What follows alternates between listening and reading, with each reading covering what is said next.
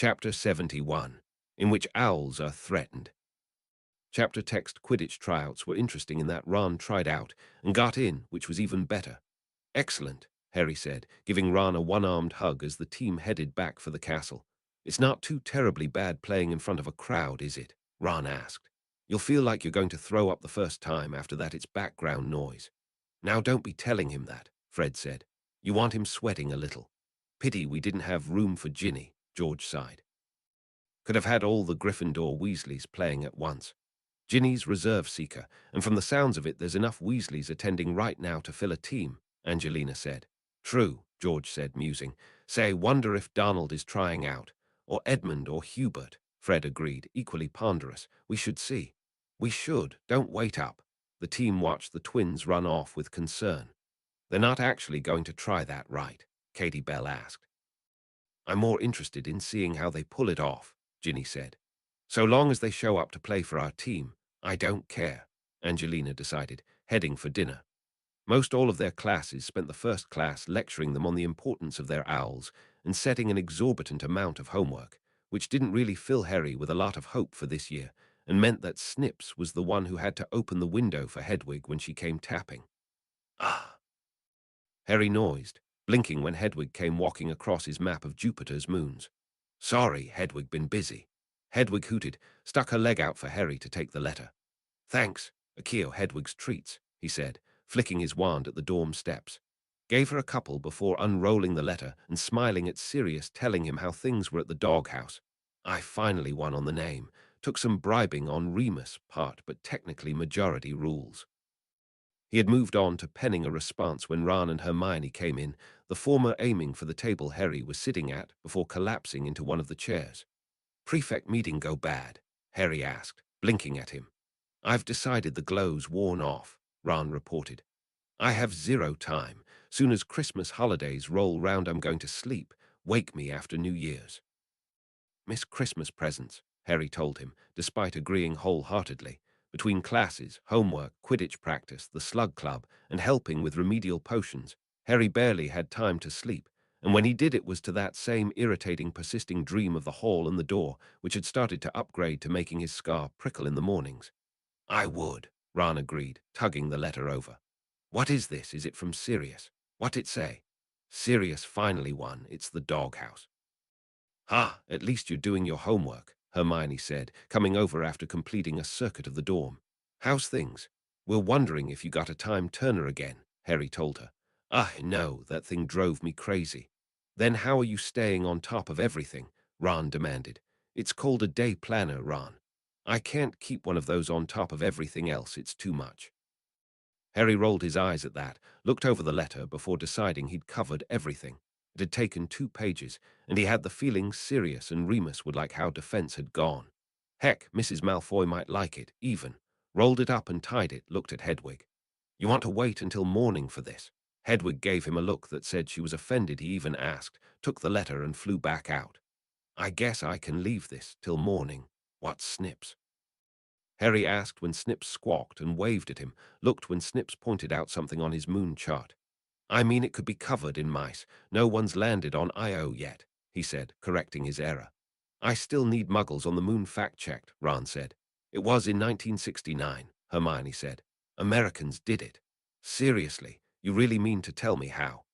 At least I was nice enough to tell you in one word, Harry said, when they were finally able to excuse themselves to bed. I'm sorry I asked, Ron groaned. Aside from a little article about someone Sirius had mentioned breaking into the ministry, the prophet still proved to be useless, to Harry and Ron's glee.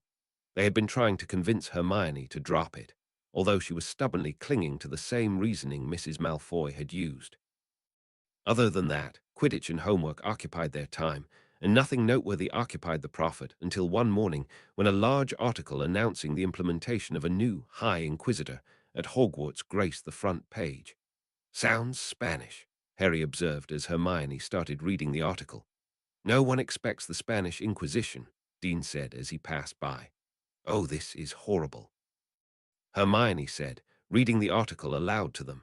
Highlights included Umbridge being an immediate success.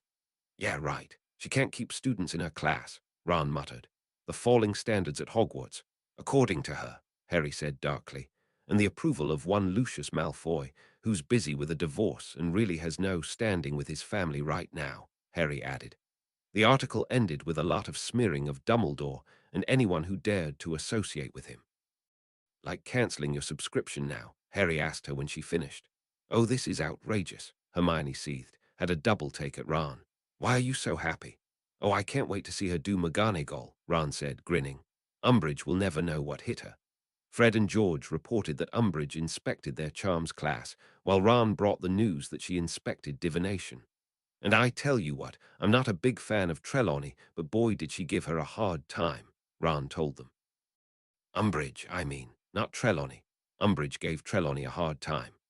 Defense that afternoon probably should not have opened with them asking Umbridge if she was inspecting her own class. After that, everyone kept their heads down and eyes on their books, which technically looked very much like the Slinkard book that had been assigned. In reality, most all of them had swapped out the interiors with preferred reading and propped their books up so all Umbridge really saw was the cover for Defensive Magical Theory. As far as Harry could tell, it kept her happy. Slughorn's inspection had the highlights of him trying to calculate how long he had worked at Hogwarts. I came back from retirement after what happened to Severus, terrible thing, and Umbridge questioning the curriculum in general and Snips in particular, the latter of which spent the class hiding in the rafters and hissing down at her whenever she came too close. What is that? She demanded. None of us know, Slughorn admitted. He's Harry's familiar, great nose for potions, been helping me as of late. I understand Scamander's been doing a case study on him, really should see how that's going. Harry did not like how Umbridge was eyeing Snips. Ron's prediction of McGonagall's inspection was spot on, and was going to be Harry's new patroness memory for a very long time. Nobody talked to me, Ron said, after Transfiguration that day. I want that fixed in my mind. I want to always remember this day. Grubbly-Plank's inspection was a bit different. Harry had the distinct feeling Umbridge was really fishing in this one, hoping she might find something that would give her good reason to sack Hagrid when he came back.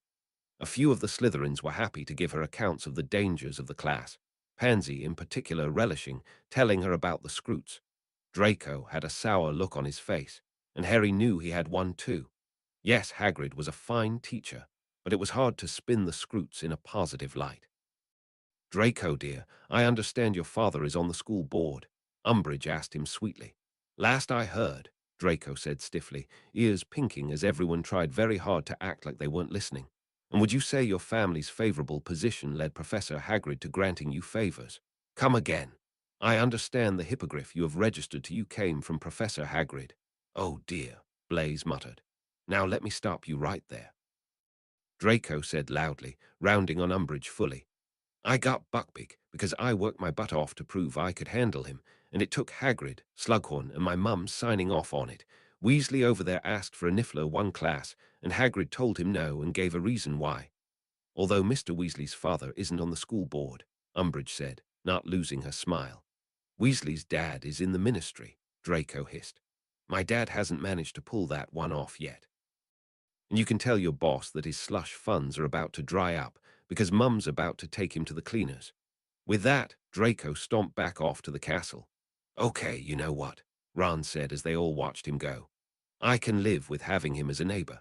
Professors Vector, Sinistra, Babbling, Hooch, and Sprout all passed inspection from what they heard.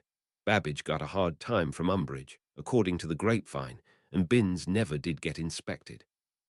Binns was probably teaching when Umbridge attended, Ron said. You've attended one of his classes, you've attended them all. You are not flaking on history of magic, Hermione scolded. Would he even notice? Seeing as how Binns makes history boring, Umbridge probably approves of that, Harry said. Wonder why she gave Babbage a hard time. Probably because she teaches Muggle studies, Hermione said. I heard from one of the girls in my year that she was pretty dismissive of teaching wizards to have a positive outlook on Muggles. We need to drop the moon bomb on her next class, Ron decided. In the meantime, they hadn't really had the spare time to try and get Ron's camera working at Hogwarts, although that wasn't for lack of wanting to. Ron had snuck a book on film into his copy of Defensive Magical Theory, and Harry and Hermione had been keeping an eye out in their Ancient Runes class for anything that might help. Hermione, of course, had done as much extra reading as she could manage on top of everything else, and continuing to advocate for the Society for the Promotion of Magical Beings. At least, she was getting more bites now that she was doing more than just demanding house elf wages. So what I've been able to figure is that due to all the magic and wards in and around Hogwarts, there's such a disturbance that it affects any and all electronic devices by interrupting their electric currents, Hermione said, drawing a simple diagram so they could follow along. The main problem with the camera, I think, comes from the fact that Hogwarts is also enchanted, so muggles can't see it. So that also means they can't record it. Are you with me so far? To make the camera work, we have to make it magical, Ron summarized. Right. I think we have a sequence that might work, but I'm loath to try it because then if we're wrong, we could damage the camera. Would writing it on spellotape work? Maybe, but there's still the issue of it possibly frying the interior. I could ask Sirius to get us some spare cameras when Hedwig comes back, Harry offered. All he'd have to do would be to go in and ask for the cheapest models. And how would he explain that? His godson is in a film club. That works, Ron said, looked up at a tap on the window. Hey, speaking of Hedwig's back, all right, Harry cheered, popping up to open the window for her. Hey girl, how was your Hedwig? Help, he squawked, scooping her up and hauling her in. She's hurt, Hermione exclaimed. What happened? Did she get attacked? Death Eaters, I bet, Ron said. Oh, that's low. We gotta take her to someone, Harry said, racking his brain. Hagrid was out, obviously, since he wasn't here. Professor McGonagall, Hermione said, pointing at her office door. They ran over, Ron banging on the door until she tugged it open. What is it, and why couldn't it wait until a reasonable hour? She demanded. It's Hedwig, Professor, Harry said. Professor McGonagall quickly ushered them in, tossing some green powder into the fire. Professor Grubblyplank was stepping out a moment later.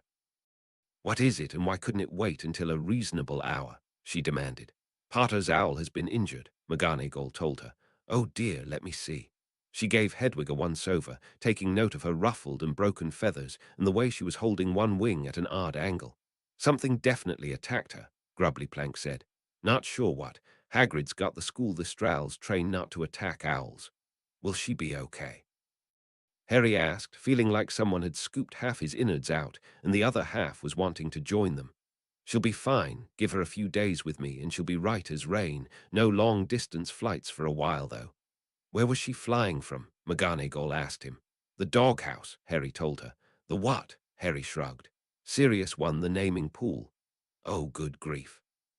Snips stuck around to listen to Harry read the contents of the letter. To his friends.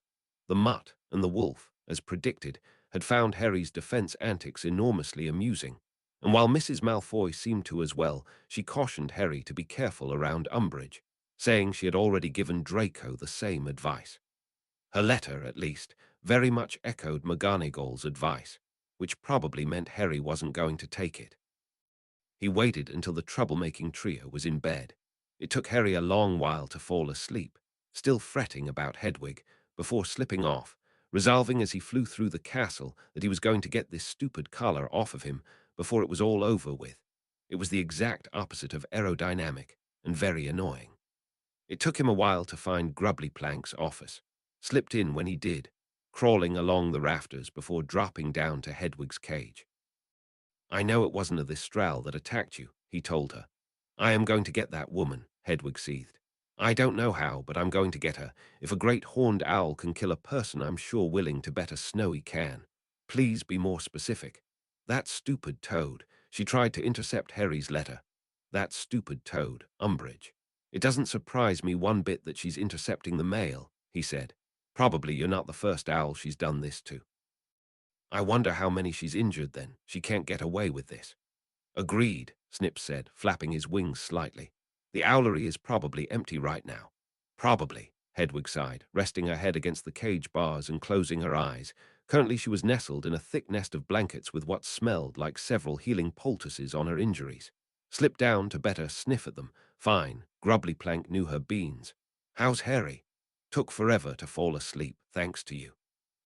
Oh, like I did this on purpose. See how you are.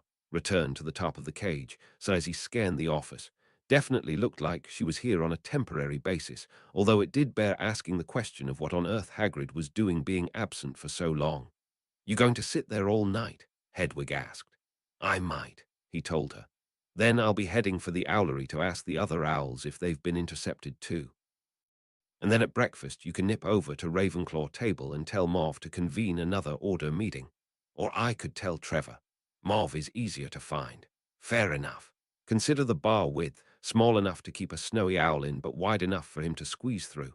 Slip in, settle next to Hedwig's head, loop his tail loosely around her neck." "Sap," she murmured sleepily. "That doesn't leave this room." Snips did indeed leave for the owlery as soon as dawn started threatening. He didn't count on being intercepted, nor did he account for being in a garish pink room when the cover was ripped off his cage, or an ugly toadish face leering down at him. "I know you're a breach of the ban on experimental breeding," Umbridge hissed at him. "Only one of your kind. Oh, Hagrid already has those scroots against him, but this nets me Potter as well." Snips screeched angrily, rattling his cage and trying to get loose. No dice. She had enchanted it so he couldn't reach through or chew on the bars, levitating it up to where he wouldn't be seen when someone walked in, and then silenced for good measure. This was not good at all. Chapter 72, in which Snips gets snatched. Chapter text: Snips wasn't present when Harry woke that morning, which was mildly concerning but not cause for alarm. Snips also wasn't present at breakfast, which was heavily concerning. Snips missing Harry's first class meant that Snips was in danger and definitely cause for alarm. Harry got as many of his friends as he could and started scouring the castle, all of them calling for Snips and trying to figure out if there was a spell that would point them to him. Akia was tried. Nothing happened. Even Professor Slughorn was in on the searching. Harry had a theory an hour of searching later. "Umbridge has him." "How are you so sure?" Hermione asked him. "You saw how she was eyeing him. I don't know how she got him, but she has him." "Great," Ron said. "Now how do we get him back?" "Better yet, how do we confirm this first?" Hermione said. Harry had a general idea of how to do that, hence him causing a scene that defense, and when Umbridge gave him detention, he didn't protest. Now here was hoping he'd be able to spot Snips in her office. Snips was beyond furious. Start with the fact that that toad hadn't even bothered feeding or watering him like he was a common pet, and then move on to locking him in the absolute worst room imaginable. Things being aggressively pink was some form of sensory torture, he was sure. More pressing was this enforced idleness, which didn't suit him at all, with the fact that Harry was out there unsupervised as the icing on the cake. Hence him constantly and systematically going over his cage, with the hope that he had missed something insofar as getting out was concerned. Nothing was forthcoming, though the hinges and such were on the outside of the cage, and the whole thing was enchanted so he couldn't even get a wingtip out, which led to his current activity that he engaged in between his scourings, pacing back and forth on the perch, and all but tearing his head feathers out in agitation. Dang it, this wasn't good. Harry, left to his own devices, was a disaster waiting to happen. What if Voldemort kidnapped him again?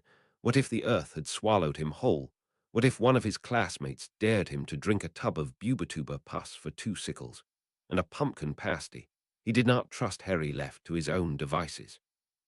He had reduced himself to banging his head against one of his bars in an attempt to jog an idea loose, thought he might be getting close when he heard a knock at the door and Umbridge going enter.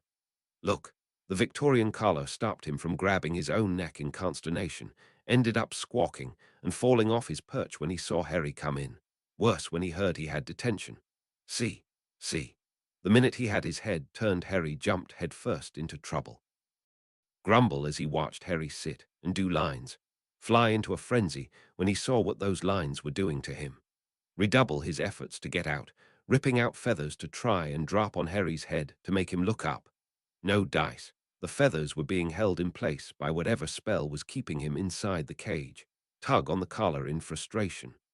The collar that was not him was an accessory, should in theory not be held in place by this spell. Tug it off, dangle it out. It slipped through the bars no problem. Adjust his pose so it would hopefully fall on Harry's parchment. Only one shot at this. Harry had been flexing his injured hand, twitched and stared at the collar. Almost looked up before common sense made him check Umbridge instead, went back to writing. Glanced up when she wasn't looking, pocketed the little Carla.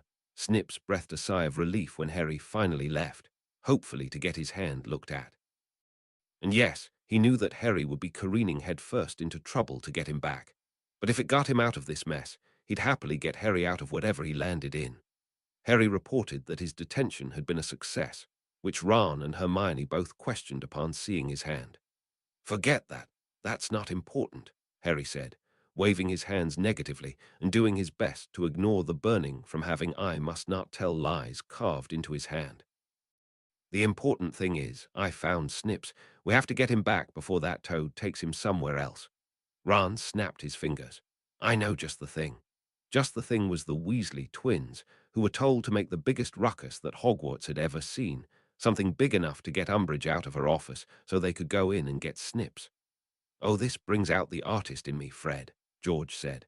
"We definitely have something we saved up for a rainy day," Fred agreed. "We were saving it for a special occasion, but this occasion feels special enough. Give us, say, 15 minutes.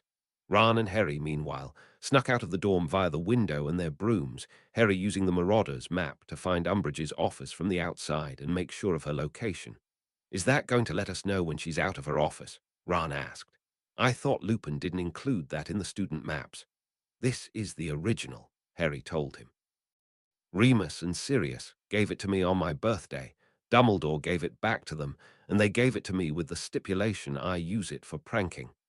I mean, we're breaking into a teacher's office after curfew, this counts. And we got Fred and George in on it. What do you think their distraction is going to be?" "Well, it's Fred and George, so maybe they bribed Peeves into knocking a ton of stuff down, or they're going to send another herd of slinkies down the stairs." Both of them nearly fell off their brooms in startlement at the first series of booms, night turning into day, looked up to see a cacophony of fireworks exploding and morphing in the sky above Hogwarts, first wave flying off to do mischief as a second wave shot up. "Or they could do that," Ron said. "What on? Those aren't Zonko fireworks."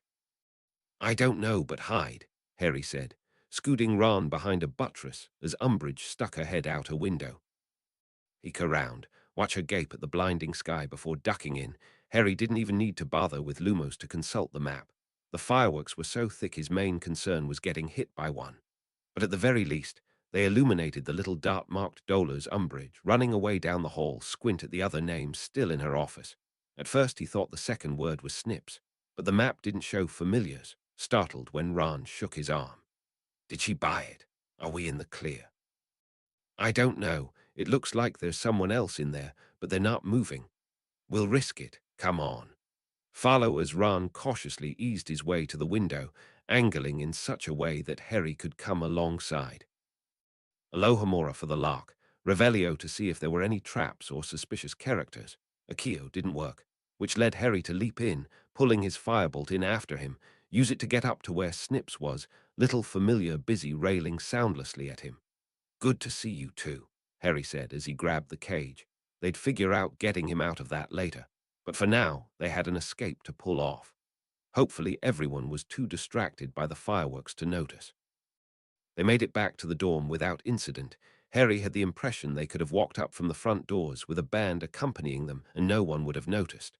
"What did you two do?" Hermione asked when Fred and George came back in. "You like them?" Fred asked. "Our own personal inventions. We call them Weasley Wildfire Whizbangs," George announced. "Boy, I can't wait for when the teachers try to get rid of them. Remember what we did with the glitter howlers?" "Well, we took that information and applied it to the fireworks.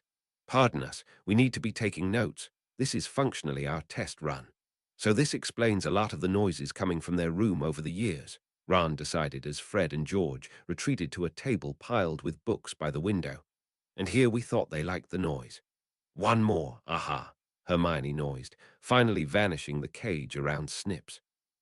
Snips chattered at her, nodding, immediately lit over to Harry, wrapping his tail around Harry's wrist and pitching a fit over what Umbridge had made him carve into his hand. Harry couldn't help but wince at the red smeared everywhere from him, ignoring it. "Sorry," Harry told him. "I figured she was keeping you in her office, but I needed to confirm." Snips narrowed his beady eyes at Harry, flew back over to Hermione's homework, and wrote Murtlap essence in the margins. "Probably a good idea," Hermione said, reading it. Except I don't know how we can get it. Murtlap tentacles are in the potions cupboard, but since they're a rare ingredient, we wouldn't have them in our kits. We ask a house elf nicely, Harry guessed. I think they're members of the secret order of familiars. Snips chittered something, prompting a house elf to appear next to him, the crack of her appearance drowned out by the fireworks. Oh, Mr. Harry Potter, sir, the elf squeaked. Hi, Mipsy, Harry greeted. What did you get into now? She asked upon Snips chattering, bouncing and pointing at Harry. Upon Harry showing her his hand. Yes, Murtlap essence would help. Give Mipsy a moment.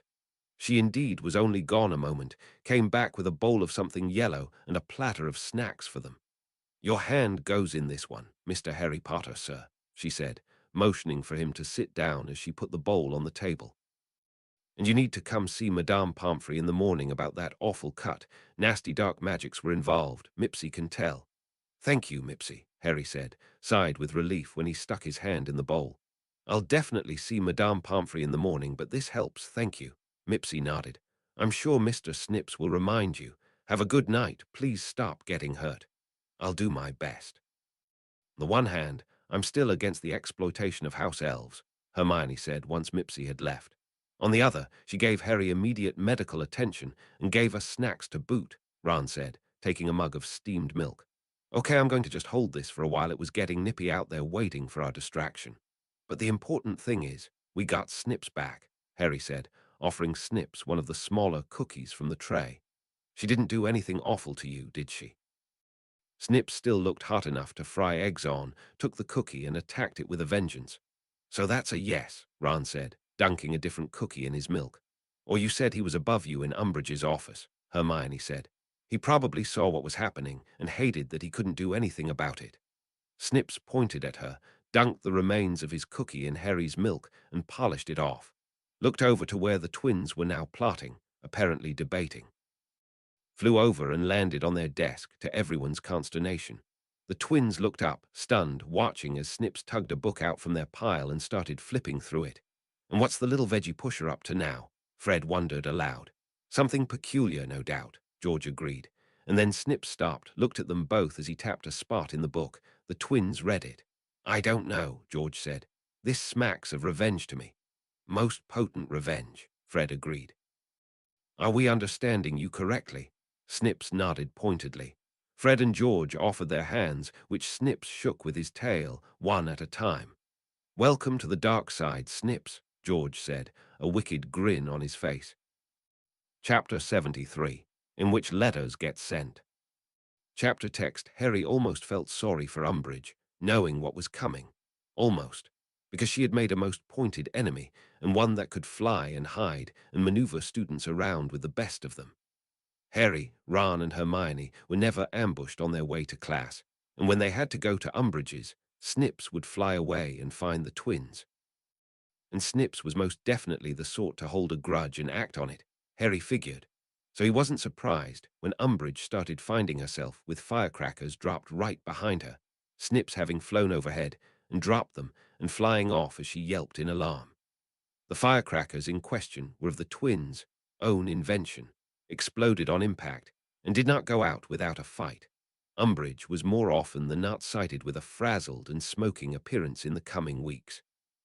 Snips also frequently flew up and undid the latch on Umbridge's window, thin tail able to slip in and lift the latch with ease. Umbridge would often find her office inundated with a variety of nasty surprises, ranging from nifflers to Cornish pixies to a swamp, one memorable time. And try as she might, she could never figure out how they were getting in, as Snips would close the window behind him. Snips would also trash her plates and shred her parchments too, occasionally flying off with several important papers so that she could never find and repair them, and spread various potions that he and the twins worked on all over, causing Umbridge even more problems. And best of all, finding Umbridge's blood quill and stealing it. Brilliant, Harry said, turning it over when Snips presented it to him. Now what? Is that it? Ron asked, leaning forward. That's the quill that Cow used that made you carve words into your own hand. Yup, think tossing it in the fire would work. Ow! Snips took the blood quill away as Harry was rubbing his wrist, where Snips had snapped at it. Snips is right. Getting rid of it now won't stop her, Hermione said. Oh, but we can't write to the ministry and we can't write to the prophet, but we have to be able to do something. Snips started chirping animatedly, flew over and herded Neville over to them before pointing at him and flying off. What was that all about? Neville asked, confused. I'm guessing another round of Snip charades, Harry guessed. First word is Neville, Ron said, grinning. And then Snips came back with his little feather boa and the little witch's hat with the stuffed vulture they had gotten from the crackers in Christmas of third year. Why are you imitating my gran? Neville asked, as Snips pointed at himself and then Neville. Okay, so Neville's gran, Ron guessed, earning him a point from Snips. Snip's next move was to take the boa and hat off and start doing his best to imitate a dog. Serious, Ron guessed, earning another point, and then Snips was pointing at the quill again. You want us to tell Sirius and Neville's gran about the quill? I get why Sirius would want to know, but why your gran? Harry asked Neville. You haven't had detention with Umbridge yet, have you? No, not yet, Neville said. Why, what's wrong with the quill?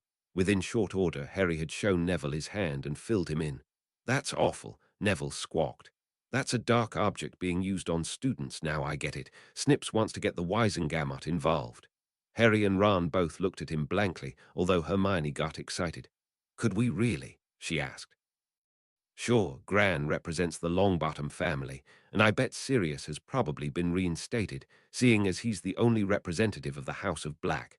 Pureblood families, especially old and noble ones, have seats on the Wisenmaggot, Hermione explained. And this means one could propose and the other could second. I have to get to the library.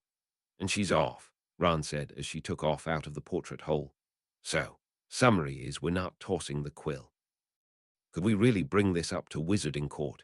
Harry asked Neville, now fully interested. The idea of Umbridge in the hot seat was entirely appealing.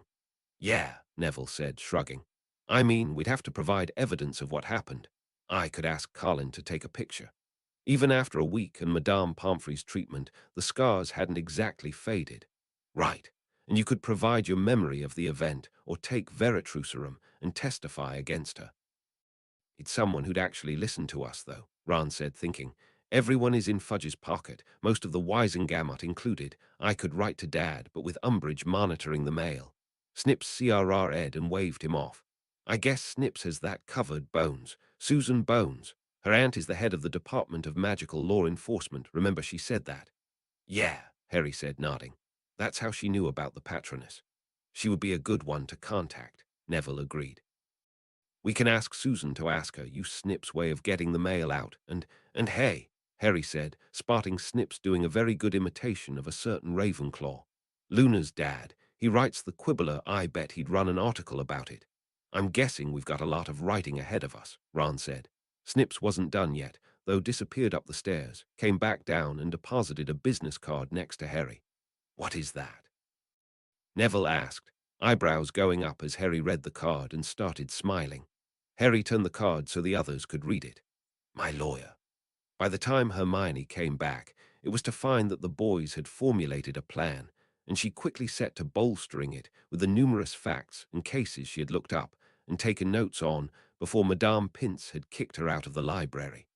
Now it was just a matter of setting it into motion. Snips had several letters clutched tightly in his claws. A couple from Harry, one from Ron, one from Neville, several from Hermione, one from Luna Lovegood, and one from Susan Bones. Altogether, despite his growth over the years, they weighed more than he did and did their best to drag him down, forcing him to flap as hard as he could to stay aloft and moving forward. Fortunately, the ones he had gone and seen beforehand were more than willing to swoop down and help him to the tree line.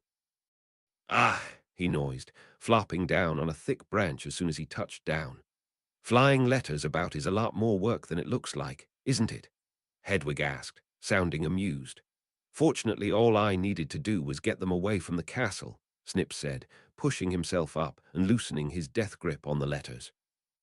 As far as he could determine, Umbridge had set up an alarm to alert her when a student visited the owlery, and a basic compulsion charm on the owlery itself. So when an owl left the castle with a letter in its possession, it came to her first. And if an owl returned to the castle with a letter, it still came to her first. This had done nothing to endear Umbridge to the owls, who took great pleasure in aiming for her window when they yarped up pellets. But as they discovered, If the owls did not depart from the castle with letters in their possession, they were not compelled to deliver the letter to Umbridge first. And seeing as how Snips was not an owl, and therefore not compelled to deliver to the old toad, it fell to him to complete the first leg of the journey. And to be honest, he was more than happy to hand it off to them now. "I think you should take Ron's letter, definitely," Hedwig said, towing the letter in question out of the stack and over to Pig. "I'll take Hermione's, that's a lot of lifting there, and Harry's, you can take Luna's, the Lovegoods live in the same area as the Weasleys." "You're not supposed to be exerting yourself, remember?" Snips asked. "Hush you. So who takes Neville's and Bones?" Pig asked. "I will, it won't be too far for me, and we don't want to risk losing these letters." Hedwig had not been happy about the blood quill either, which had done nothing but fuel her vendetta against Umbridge. "I can take more than two," Pig said indignantly. "Besides, you're still recovering."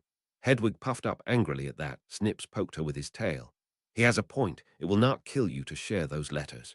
She looked like she wanted to argue but couldn't quite justify it, was cut off by all of them looking sharply at a handsome eagle owl that came in for a landing next to them. "I heard through the order you guys were taking letters," he said. "Need a hand?" Snips blinked. "Jove, Draco's owl." "Yes, we know who he is," Hedwig said, still irritated at him, looked at Jove, sighed finally. "Yes, you can help." "I'll take Harry's letter to Sirius, since that's in the neighborhood," Pig said, tugging the one letter out from under Hedwig's foot. "Fine," Hedwig said, still busy dickering with Jove, finally agreed to split Hermione's letters with him, her taking Neville's and him taking Bones. "Are we finally settled?" Snips asked, having taken to hanging upside down from a nearby limb. "Yep," Jove said, taking his letters and lofting away. "Don't wait up." "Show off," Hedwig muttered, taking off as well. Pig launched himself, dropped several feet before winging off as well. Well, all this was good news. Nailing that witch to the wall was happy news, even if it would take a while to put everything in motion. Let go, start winging for the castle, angling around so his left wing got hit with cooler air when it started aching again. He was finally free of that collar. He would not give them a reason to put it back on, staggered in flight a bit when he saw something that definitely qualified as good news. Harry was quick to open the window at his insistent tapping. So everything went okay. They got out. Yes, but that wasn't what he was wanting Harry to focus on. Jump up and down, pointing down and across the grounds as he yipped insistently. Harry saw it too, brightened considerably as he spun to tell the others. Hagrid's back. Chapter 74, in which the Strals get nippy. Chapter text Harry, Ron and Hermione immediately stormed down to Hagrid's hut upon registering that a light was on and smoke was coming out of the chimney. "All right, not even home for 5 minutes, oi," Hagrid exclaimed, beaming as he spotted them. "What are ye lot doing here? Ain't even got tea on yet. Get in, think we got time afore curfew." "So you look awful," Ron observed as they filed in, Harry and Hermione tackling Hagrid in a hug. Indeed, Hagrid looked like he had gone a few rounds with a troll and lost. "What happened?" "Oh, Hagrid said, checking the windows to make sure they weren't being eavesdropped on. "You lot can't be telling anybody. Oh, course Dumbledore asked me and Madame a limp, since I was out and abroad already visiting Nora, you see." Which is when he filled them in on visiting giants, telling them how it all went as he made them tea. The answer, unfortunately, was not well. "So, the dragons didn't elect you their leader?" Ron asked when he finished. "Nah, your brother Charlie's got that title," Hagrid said, waving him off. "On the one hand, I'm out 10 nuts, Ron said, digging in a pocket. On the other, yeah, that sounds like Charlie. Yeah, but you lot better get back up tar th castle, want ye nice and rested up for me first class back," Hagrid said, winking, or he would have if his one eye hadn't been swelled shut. It definitely felt like a good thing, though, even with Hagrid reporting the issues with the giants. And not even the persisting dream of the hall and the door could dampen Harry's mood that night. Not everyone looked excited to see Hagrid back, come next care of magical creatures. Harry was sure some, like Lavender and Parvati, were missing the cuter creatures that Professor Grubblyplank had shown them, and the rest were still remembering the Scroots. Hagrid's haggard and bruised appearance didn't help matters. "Good grief, what happened to him?" Seamus asked. "If whatever we're studying this year did that to Hagrid, I'm done," Blaise said. "I'm done. I'm owling it all in. It was fun while it lasted, but I choose life." "Come on, then. T-Day what we're studying is in here, been savin' th, forest trips for 5th year," Hagrid said, heaving up a side of something with ribs and a leg and heading into the forest. Don't dawdle, can't guarantee what happens to stragglers. Tell me how class went, Blaise decided, heading back for the castle. Seamus hesitated, followed Blaise, a couple of other students joining them. The rest of them followed Hagrid into the woods and to a clearing. Not without a healthy dose of trepidation, one of the first things they were told was that the Forbidden Forest was called that for a reason, and Harry, and possibly Neville and Draco, were most definitely thinking about their experience in these woods first year. Now, can anyone tell me what it is we're studying today? Hagrid asked once the meat was on the ground and everyone was settled. Why did you forget to bring them? Draco asked, which got a small round of titters. Harry looked at the others, saw that one or two were looking at something, tried to figure out what it was they were seeing as Neville tentatively raised a hand. All right, Neville, darn, get our call on yer often, Hagrid said encouragingly. Tell us what it is we're looking at. The Strals, Neville said quietly, cleared his throat and tried again. The Strals.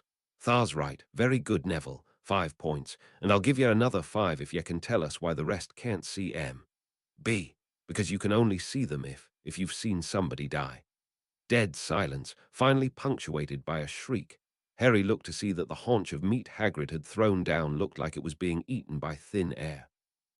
That's right, another 5 points for Gryffindor. Now I know this is a personal question, but how many of you can see them?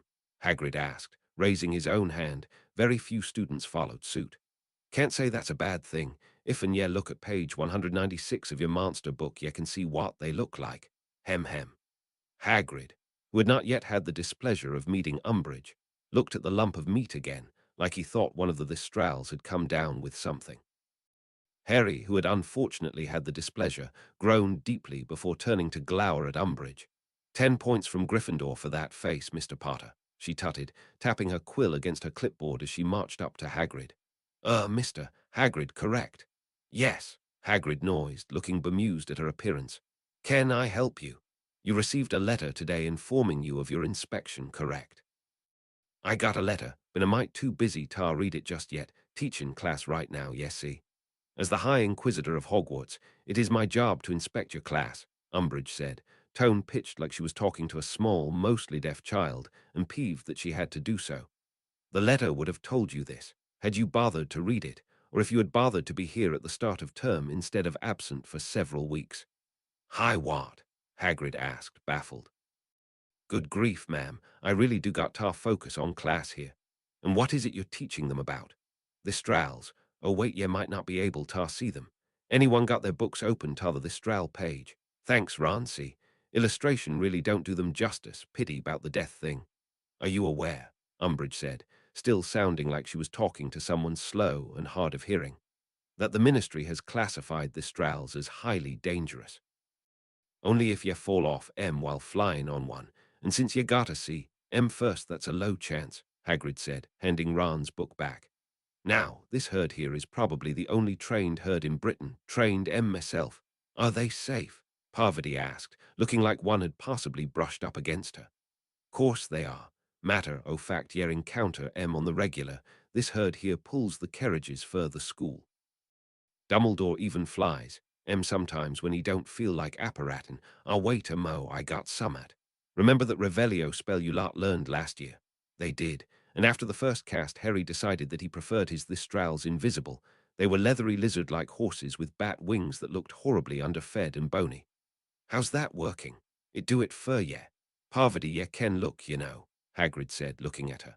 No, Parvati said, eyes firmly covered.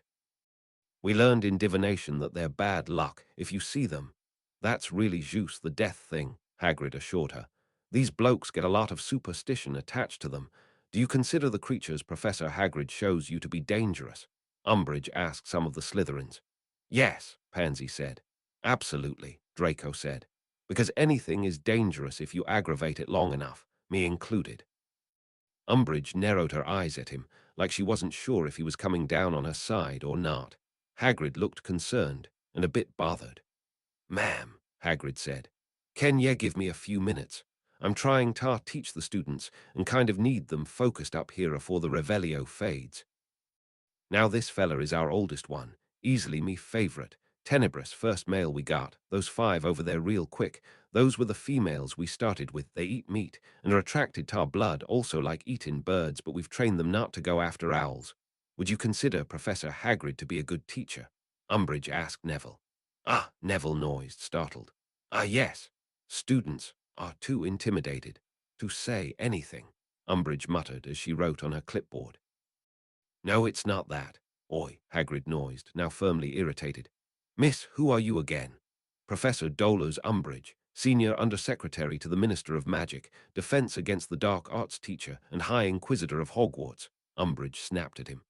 All right, I'm willin' to sit with ye over tea after class and discuss things, but unless ye stand back and simmer down, you're actually disturbing class.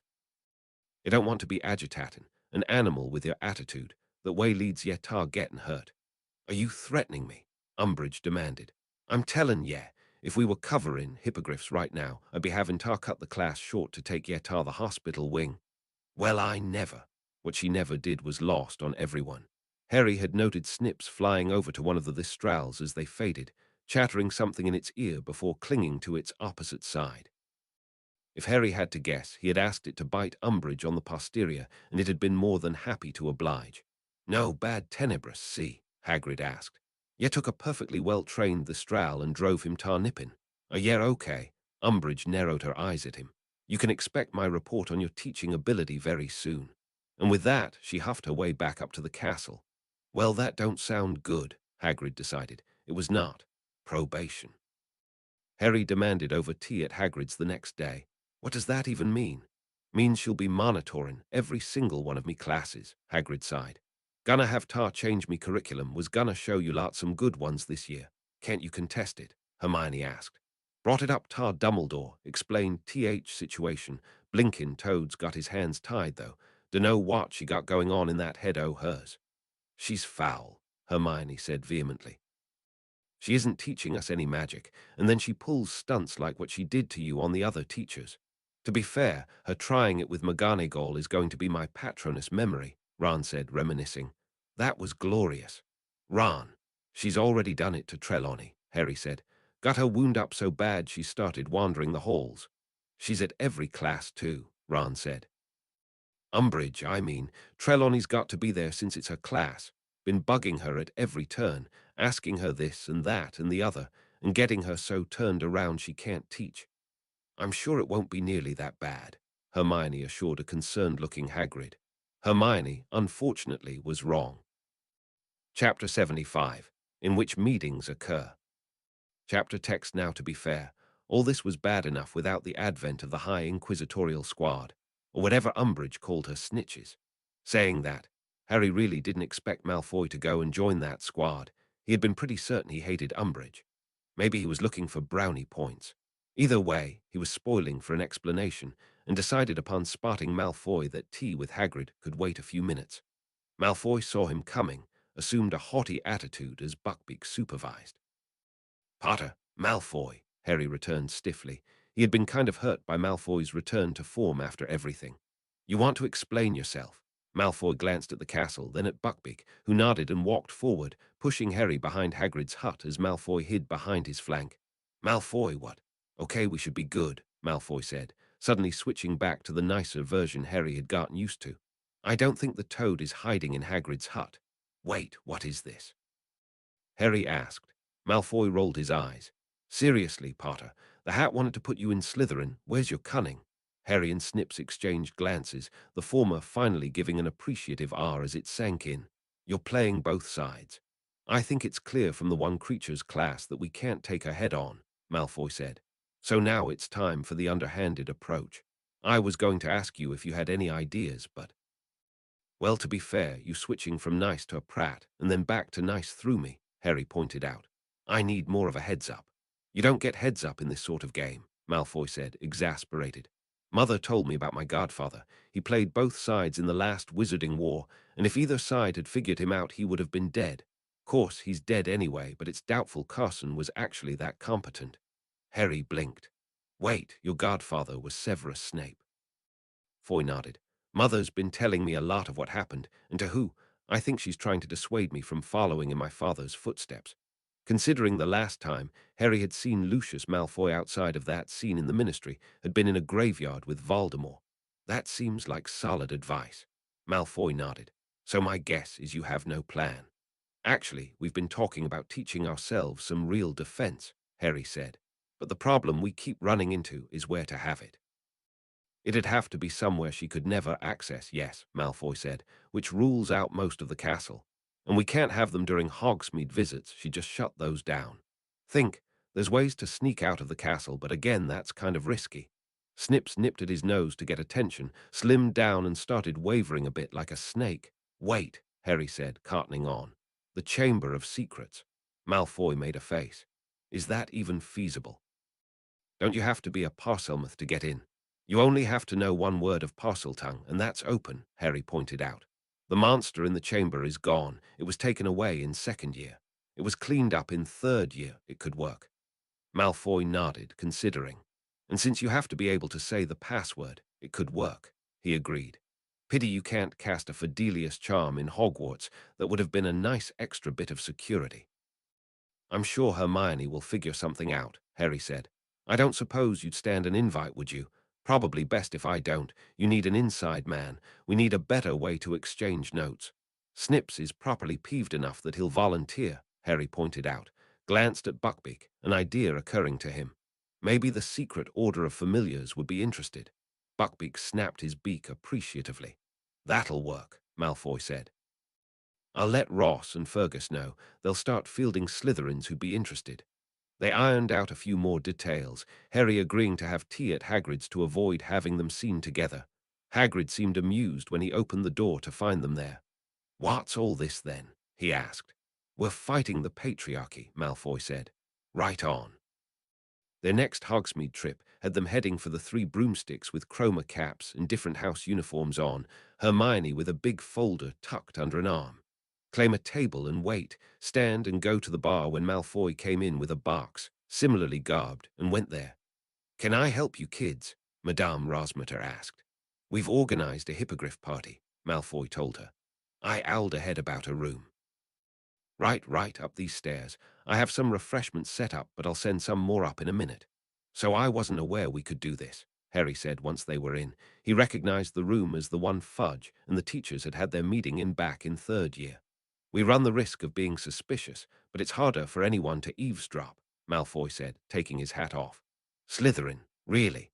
I picked it for the same reason you're wearing Gryffindor colors, Ron told him. Fair enough, Malfoy said, putting the box on the table. Hermione joined him with the folder, leaving Harry and Ron to pace around examining the room and the refreshments until people started filtering in, 1 or 2 at a time, very rarely 3. Ooh, we've got a right party going on here, Fred said, looking around. We're just missing streamers and such, George said, indicating the Dacre. Too true, too true. So why are we here? Right, Malfoy said, prompting everyone to look over. This is the first official meeting of the Hippogriff Appreciation Club. Granger did up badges and papers for everyone. We'll be needing you to sign right here. We also discussed learning certain defense spells, seeing as how we'll be needing to protect these marvelous creatures, Hermione said. Hold it, Fred said. I know a hustle when I hear one. Which of course means we're in, George said, grinning. What's the rumpus? The defense part might take up most of the meetings, Hermione said. Ah, Harry said, recalling his conversation with Malfoy, glanced at Snips when he hopped down to the table and made grabby hands at one of the sheets before miming writing. What on earth? Ernie asked. Mostly we've learned to roll with it, Ron said, as Hermione gave Snips a piece of paper before plonking down a container of ink. Everyone leaned forward, watched Snips write out Muffalato before straightening up, looking around, came back with a pretzel stick and mimed a wand movement. Harry cartoned on first, pulled out his wand, read out the spell and imitated the wand movement. The noise that still managed to filter up from the lower floor dimmed, sounding like it was filtering through carton. Very nice, Fred said. Could use that in the Toads class, George agreed. Right then, Malfoy said. In addition to the Hippogriff Appreciation Club, we're also organizing a defense club, seeing as how we're not actually learning anything. Forget our owls and newts for a moment, Hermione said, causing a few people to stare at her like she had lost her head. You know who is back. We need to learn how to defend ourselves.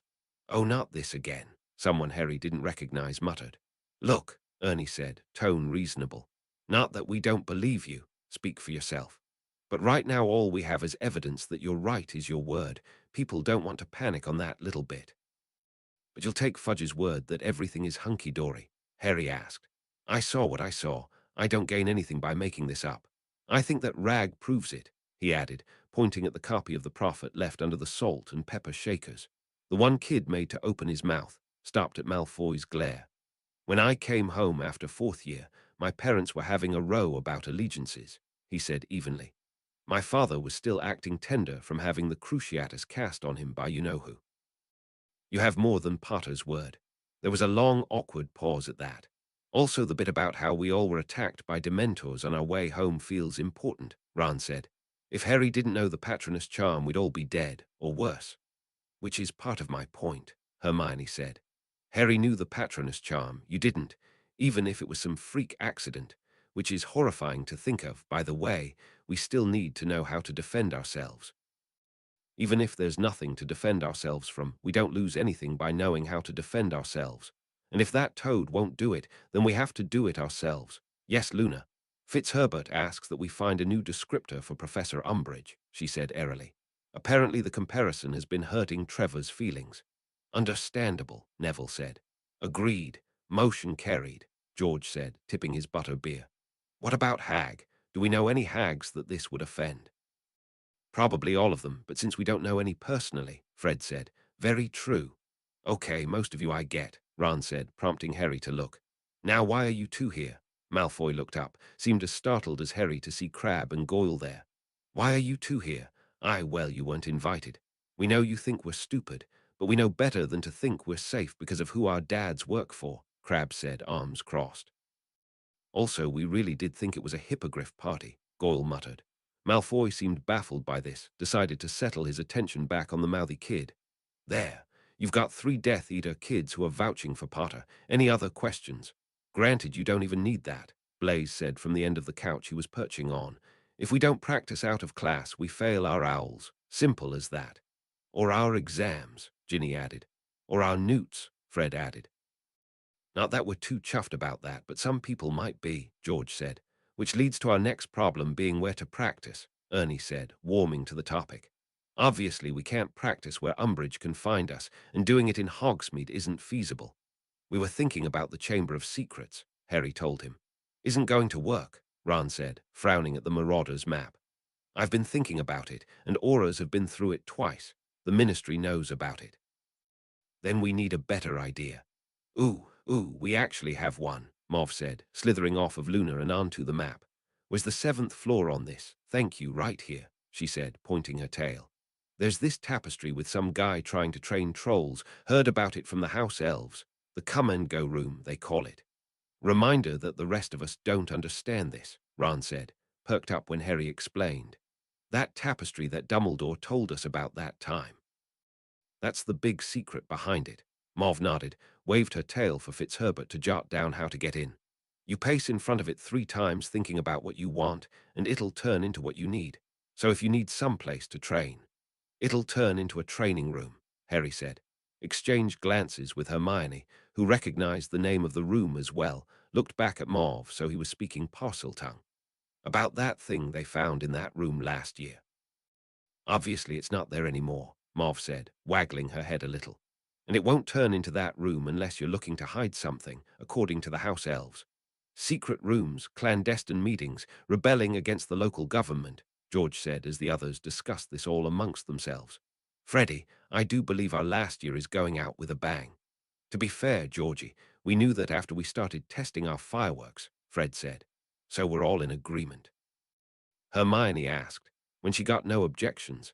Then sign here, and understand by signing you agree not to betray our secrets. Also, we have badges for you to wear. Time of the meetings will be on the inside of the badge. You'll know when it changes because it'll warm up, Malfoy said, pushing the box over. You're not going to make me wear those, Blaise said. Wear them on the inside of your robe if you're going to be that way. After that, it was just the matter of banging out the details.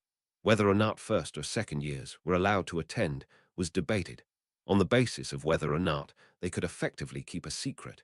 and with the added argument that they would have more time to recover from one bad year of schooling. Carlin pointing out that Dennis wouldn't be able to attend meetings if they were banned, and as Harry and a few Death Eater kids pointed out, being young wouldn't exempt them from being killed. "This really is serious," Laura said, clasping her hands. The person nearest the tea dean poured her a cup to help calm her.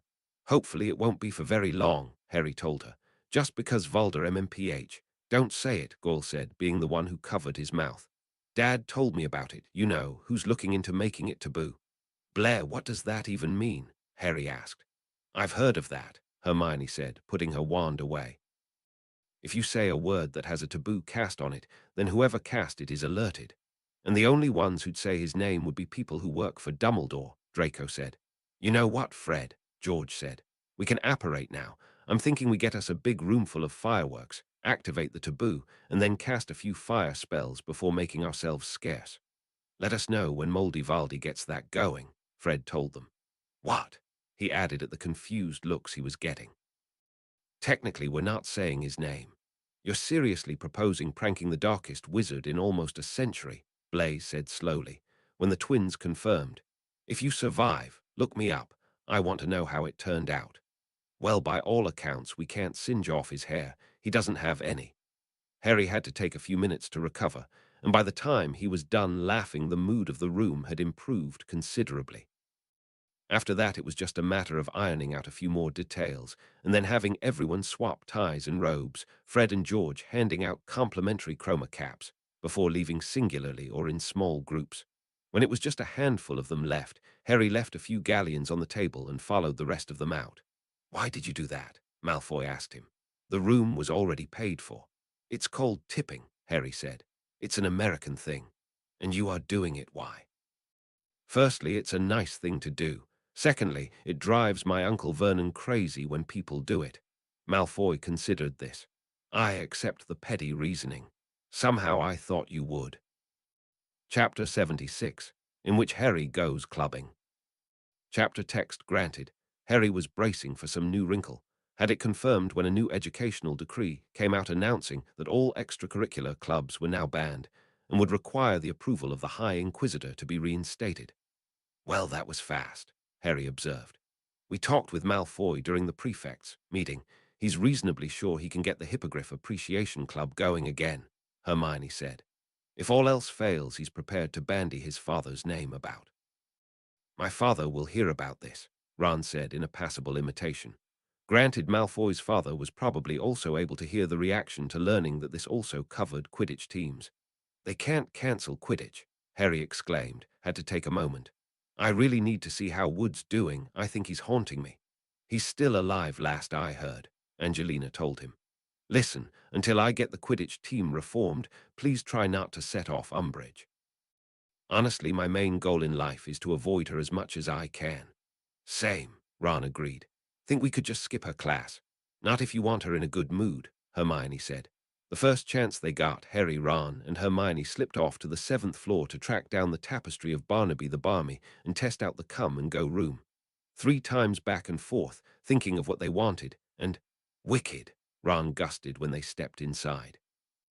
Harry was very inclined to agree, head buzzing with the possibilities granted. Everything they could want, from obstacle courses to test dummies to even a faux glass that he was reasonably sure used to belong to Moody, was in here, including several walls of books that they had to drag Hermione away from. "I want to see if there's preservation of mass with the items in here," she said, carting a book with her. "You want what?" Ron asked. "I want to see if the book stays after the room goes."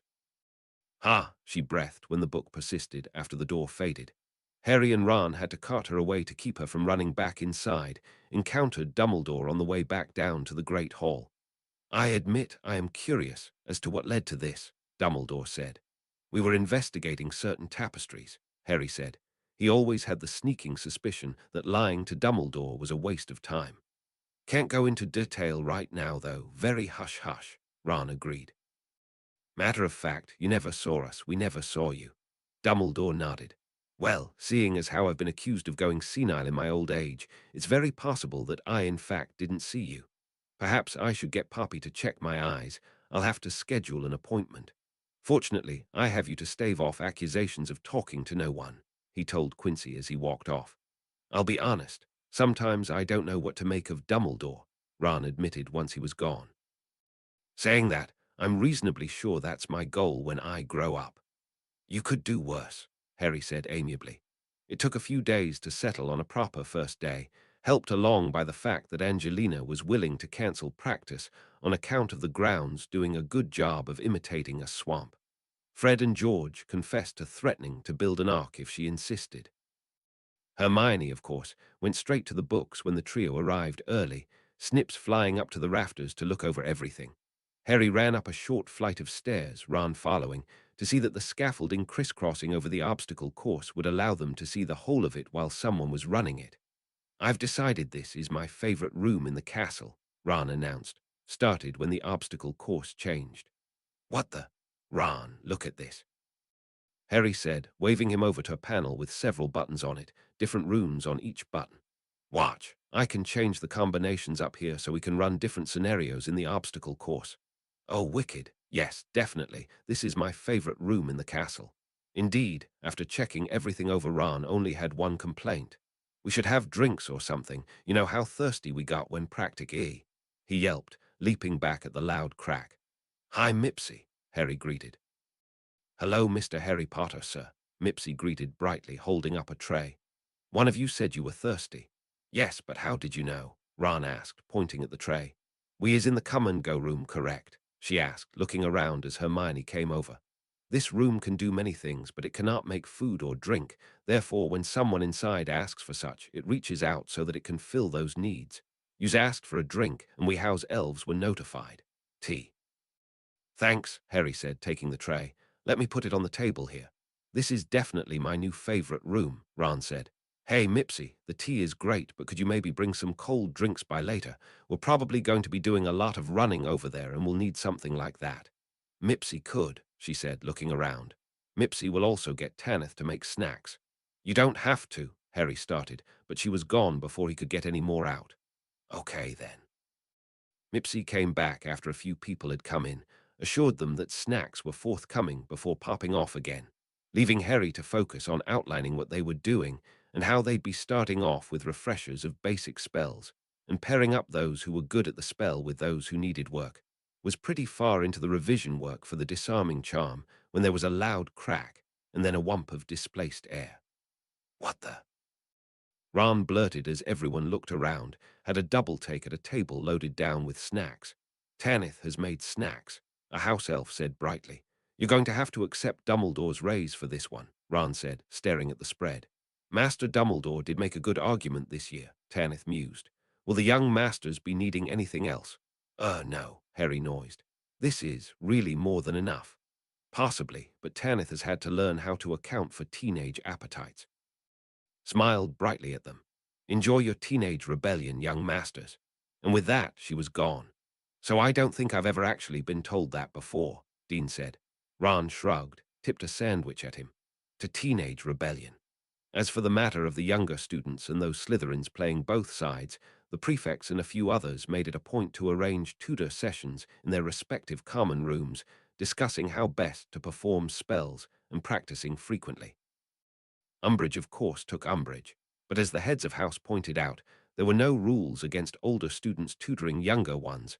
They were covering multiple subjects, as opposed to focusing on defense, and they were all behaving themselves under the supervision of their heads of houses, prefects, and head boys and girls. Look at her fuming, Harry said to Hermione, grinning at her steaming at breakfast. Ron, quit worrying about the game. You're missing a thing of beauty. At least eat something, Hermione told him.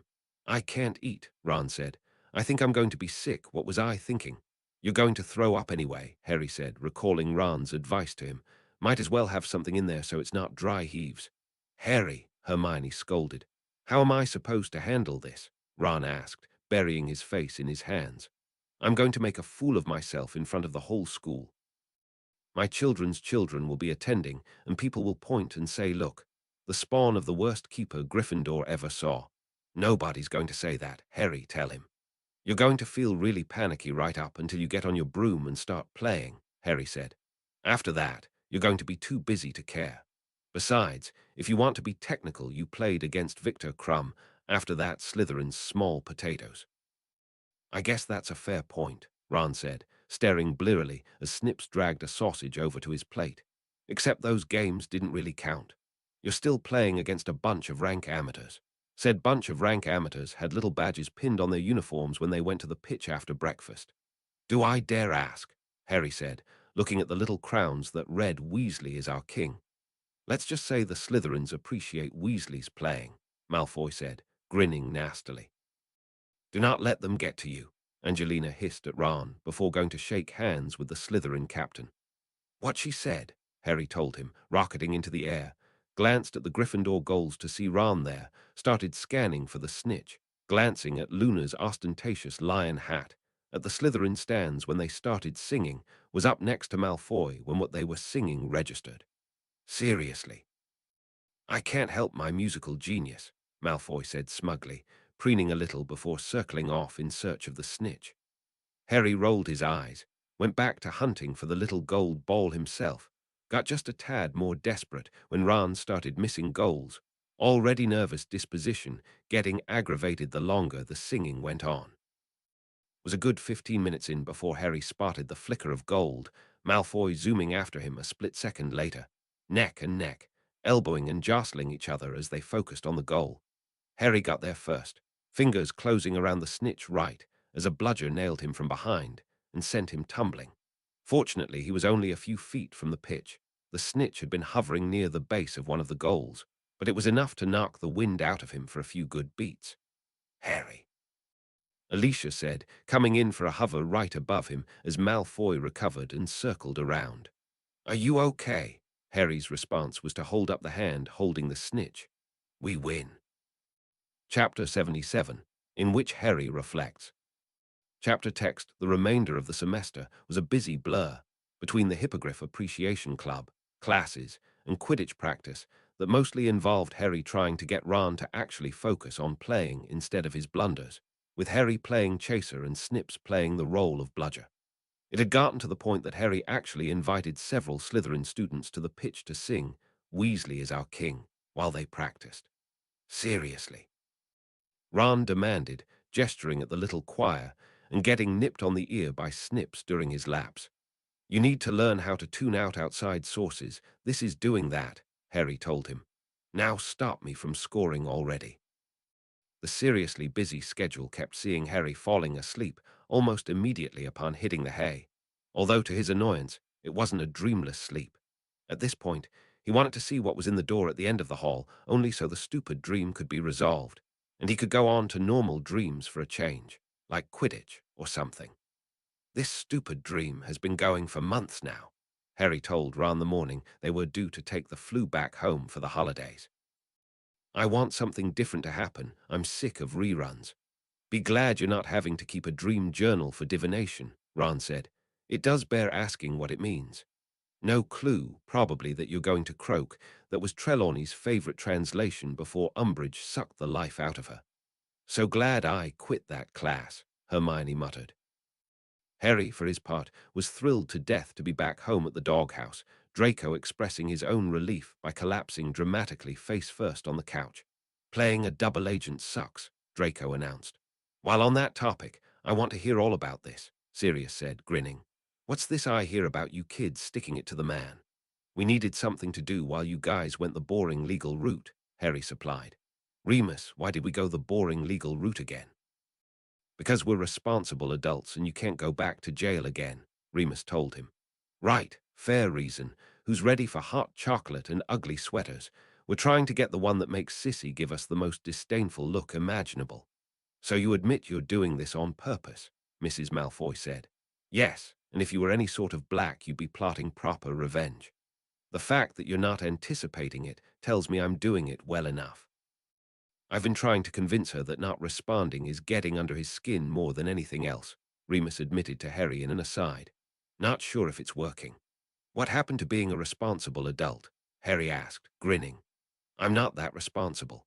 Christmas dawned bright and early, and with a lot of barking and howling as Sirius woke the rest of the house up, thundering paw steps and big thumps as he slid into walls accompanying this. It was also something that had required Creature's help. Creature informed Harry as he plated breakfast, mostly because Sirius hadn't been confident in his ability to be up that early. Otherwise, I'm reasonably sure I would have slept until noon, Sirius admitted, tugging Snips back from taking a header into his saucer of coffee and dodging a half-hearted nip from the still drowsy familiar. Creature feels Master Sirius should drop the reasonably from that phrase, Creature said, maneuvering around him as he served coffee. Probably. Thank you, Creature, Remus said, accepting the mug of coffee Creature steered into his hand. I used to be more energetic Christmas morning. What happened? You got old, Mooney, Sirius told him. So did you. Only a little. You went and got respectable jobs and such. I tried, and last I checked you were the one who did the hard living of prison life. True, is it too early for us to have midlife crises? Crises. How do you say that? Crises. And we're in our 30s, Padfoot. I don't intend to be dying in my 60s. That's too young. I mean, it could be old, but then again we'd be missing out on being old fogies like Dumbledore, and I'm looking forward to being eccentric. You're eccentric now, Narcissa said, looking bleary as she picked at her eggs. True, we need to grow out our beards, Mooney. No, because then your next suggestion will be that we form a band, and I don't want to. And why not? What sort of demand is there for a band featuring a zither? Sirius considered this. We'll say it's alt-punk or whatever they're calling the music now. That's a thing, right? He asked Harry. Is it? Harry asked Draco. I guess people are still listening to classical music, Draco said. They are, Creature confirmed, looked up at them all staring at him. Creature has tastes. It took a beat for them to agree and decide that they hadn't had enough coffee yet for these realizations. Diving into Christmas presents waited until after breakfast when they were all fully awake. Harry happily pulled on his new Weasley Christmas sweater and laughed at the Malfoys getting ones for themselves. I am not wearing this at school, Draco said, looking down at the green sweater with a little silver snake knitted on the front. Or anywhere I'll be seen in public. Is that Malfoy for I like it? Harry teased. And you know you'll have your robes on over it at school, right? It's the principle of it. Also this one's for you, Harry, Sirius said, handing Harry a box. He unwrapped it, pulled out a mirror. I've tried straightening my hair out. It doesn't work, Harry said, looking into it. You got James' hair. That was always going to be a losing battle, Remus said. True, but that's not why you got that, Sirius said, pulling a similar mirror out of his bathrobe pocket. Found these while Creature and I were going through everything and debating on what was coming in the house. Watch, Harry Potter. The mirror in Harry's hand buzzed, swirled a little, showed Sirius in it instead of Harry. Wicked, Harry exclaimed. Isn't it? James and I used these when we were in separate detentions. Not sure if they got the range, but we can test it when you get back to Hogwarts and work around the toad intercepting the mail. Ah, there went his good mood. How is that going, by the way? Slowly. Fudge has been working overtime in the bribery department, despite the bad press getting out, and Mrs. Longbottom going after him. That woman is scary. If that man put as much energy into shoring up the country's defense as he is sticking his head in the sand, Moldivaldi wouldn't stand a chance, Remus sighed. As it is, I vote we point Mrs. Longbottom at Moldivaldi and let her have at it. 10 galleons says he doesn't last a minute. That reminds me, any news on the taboo? Harry asked the Malfoys. I'm with Blaze on this. I want to see how Fred and George's plan pans out. The adults learning of what the plan entailed had the expected responses, and by the time Narcissa was threatening the marauders with the unbreakable vow, Harry and Draco opted to check in on Buckbeak and engage the neighbors in snow-based warfare. Ginny was still the scariest one to go up against. Harry decided that evening. Chapter 78, in which Harry sees things. Chapter text Boxing Day night. Harry finally got his wish and got a variation of the whole dream. It was one that had him catapulting upright in a cold, terrified sweat. Sirius, he gasped, looking around, practically dove off the bed in his endeavor to shake the black dog awake. Sirius, wake up. Ah, rah, rah. What is it? Sirius asked, turning back into a person. The whole dream. It was the same thing as always, but I was closer to the floor this time, like a snake, and Mr. Weasley was at the end of it, and I think he's in trouble, he managed finally, aware that around his eyes were wet. It felt too real to be a dream. Sirius, to his credit, didn't try to convince him otherwise. Let me run over to the Weasleys to make sure. You go to the kitchen, get Creature to make you something warm." Harry nodded, Snips flying to his shoulder as a big black dog ran out the room, wiped at his face before grabbing his wand, not really needing to cast a Lumos, but wanting it handy, aware that he was shaking as he headed downstairs. Creature must have heard his name mentioned, because he had a mug of hot chocolate waiting, sat with him, and listened as Harry recounted his dream, looked sharp, as Harry and Snips did when a glowing white dog shot past them and up the stairs, the cold knot in Harry's stomach tightening as Remus came barreling down them a few moments later, looking frantic. "What happened?" Harry demanded, startling Remus. "Arthur," Remus started, seemed to have to take a moment to recenter himself as well. "Mr. Weasley, he was working late at the ministry and was attacked." Harry deeply regretted wishing for a different dream in that moment. As near as anyone could figure, one Arthur Weasley was attacked by a huge snake. Harry and Draco had sat up with the Weasleys as Remus, Narcissa, and Mrs. Weasley flew to St. Mungo's, all of them sick with panic and praying frantically, some rocking or pacing or staring into their mugs of hot chocolate that Creature and Darby had made. Darby trying to get any of them to eat something. Would make you feel better. Harry didn't think he could ever eat again, that dream playing far too vividly in his head as he stared out the dark windows. Grey dawn slowly making itself known through fat flakes. Snips sat with him, not trying to comfort or distract him just there. It felt like an agonizing eternity later when Remus, Sirius, and Narcissa came back. They kicked out everyone but immediate family and informed us that purebloods all being related didn't count, Remus said. "Mr. Weasley will live, he'll be fine." "But what happened?" Ginny demanded, finally tearing her eyes away from the Weasley family clock. "Why was he attacked?" "Did you know who do it?" "A giant snake did," Harry croaked, not looking away from the window, the most he had said since learning what he had dreamed was real. Remus and Narcissa set to explaining everything to the others. Sirius came and sat by Harry. "Hey, pup," Sirius said gently. "You look peaked." "I dreamt I was the snake," Harry said hollowly, feeling his eyes water again. "Through everything, all I can taste is blood. It's horrible." Sirius nodded.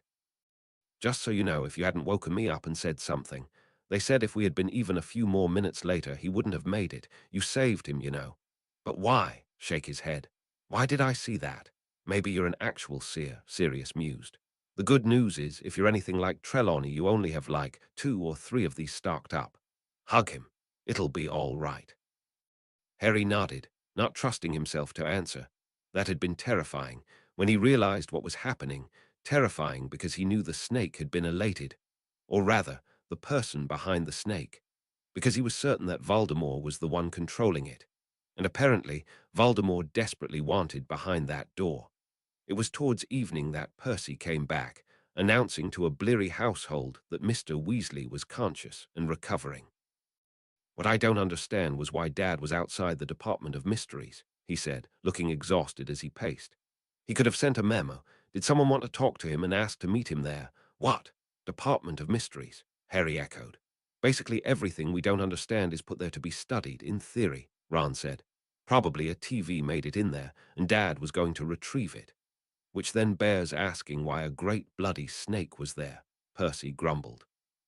"I think it was Moldy Valdy's snake," Harry said, kind of glad that Sirius had insisted on such terminology. It took some of the edge off of the horror of the whole thing. "Which also means that he wants in the Department of Mysteries." Something occurred to him then. "This department, does it have blue halls and a black door?" "Leading up to it, yes," Percy said, looking a little consternated at Harry's declarations.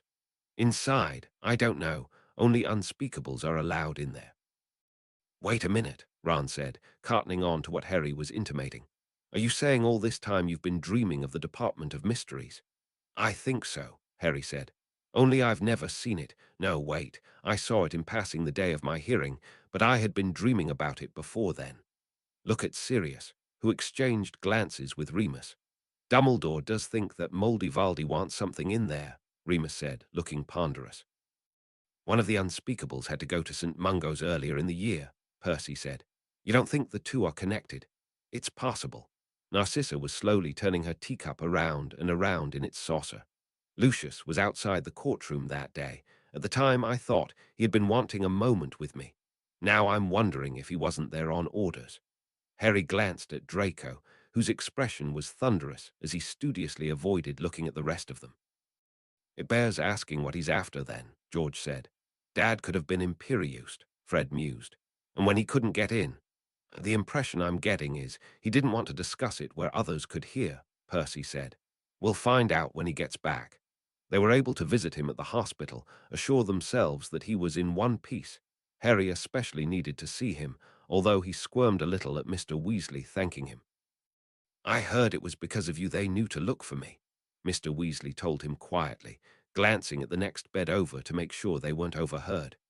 Running into Neville while there, and meeting Neville's parents, however, was what truly and finally put how serious it all was into perspective. Harry made sure to double down on their club meetings when they returned to Hogwarts. Chapter 79, in which arrests happen. Chapter text. Now that Harry knew that Voldemort wanted through the door and to whatever was behind it, Harry had grown to dread going to sleep and seeing it again. Whatever was behind there was enough to kill for, and Harry didn't want to see another attack, feel like he was the one that was doing it. Unfortunately, this was also affecting his ability to get a decent night's sleep. You look dreadful, Harry, Hermione pointed out finally. I feel dreadful, Harry agreed, listlessly flipping through his potions book. Think Madame Pomfrey would prescribe me a dreamless sleep draught if I asked. Pretty certain there's complications to continued dosage, she said, looking at the empty seat across from them. The Weasleys had been allowed home for the day, as Mr. Weasley was being let out of the hospital. I'm willing to look it up and find out. Hence why Harry was in the library later, scanning for the potions textbooks. Help me look. He asked Snips. Snips nipped his ear and pointed down an aisle. This doesn't look like potions books, Harry observed. He followed Snip's directions at the familiar's insistence until Snips let out a little squeak and jumped onto a book, hanging from its spine as he usually did to inform Harry to pick that one particularly. Harry tugged it off the shelf, examined the cover as Snips returned to his shoulder. Occlumency, Harry read. What is that? Snips reached down and pulled the cover open. Right, Harry muttered, taking the book over to a quiet corner of the library. Within a few minutes of reading, Harry thought he might have a general idea of what it was. Shielding my mind from others. Mind reading? Harry asked, looking at Snips, perched on the arm of the chair. Why would I want to read this? Snips growled at his tone before reaching up and gently patting Harry's scar. It took Harry a few moments to register what he was saying. If I learn this, then I can keep Voldemort out. Harry asked. Snips nodded affirmative. That's great. Although I do wonder what the big deal about that door is. Oh, okay, I'll start reading. As he expected, bringing the book to Hermione later had her blazing through it, which helped him with digesting the general gist of the topic. That basically, he cleared his mind of useful thoughts and instead brought in clutter that he didn't mind being peered at least during the starting levels. Ron nodded with interest when he came back, and they explained it all to him. Not that I don't appreciate you saving Dad, but you look like how I feel, mate, Ron told him. How long does this take to kick in? Longer than a day, Harry admitted. But I need Moldy Valdi to start bugging me so I'm rested for our owls. Indeed, the teacher's lectures on the importance of their owls had put the ones at the start of the year to shame.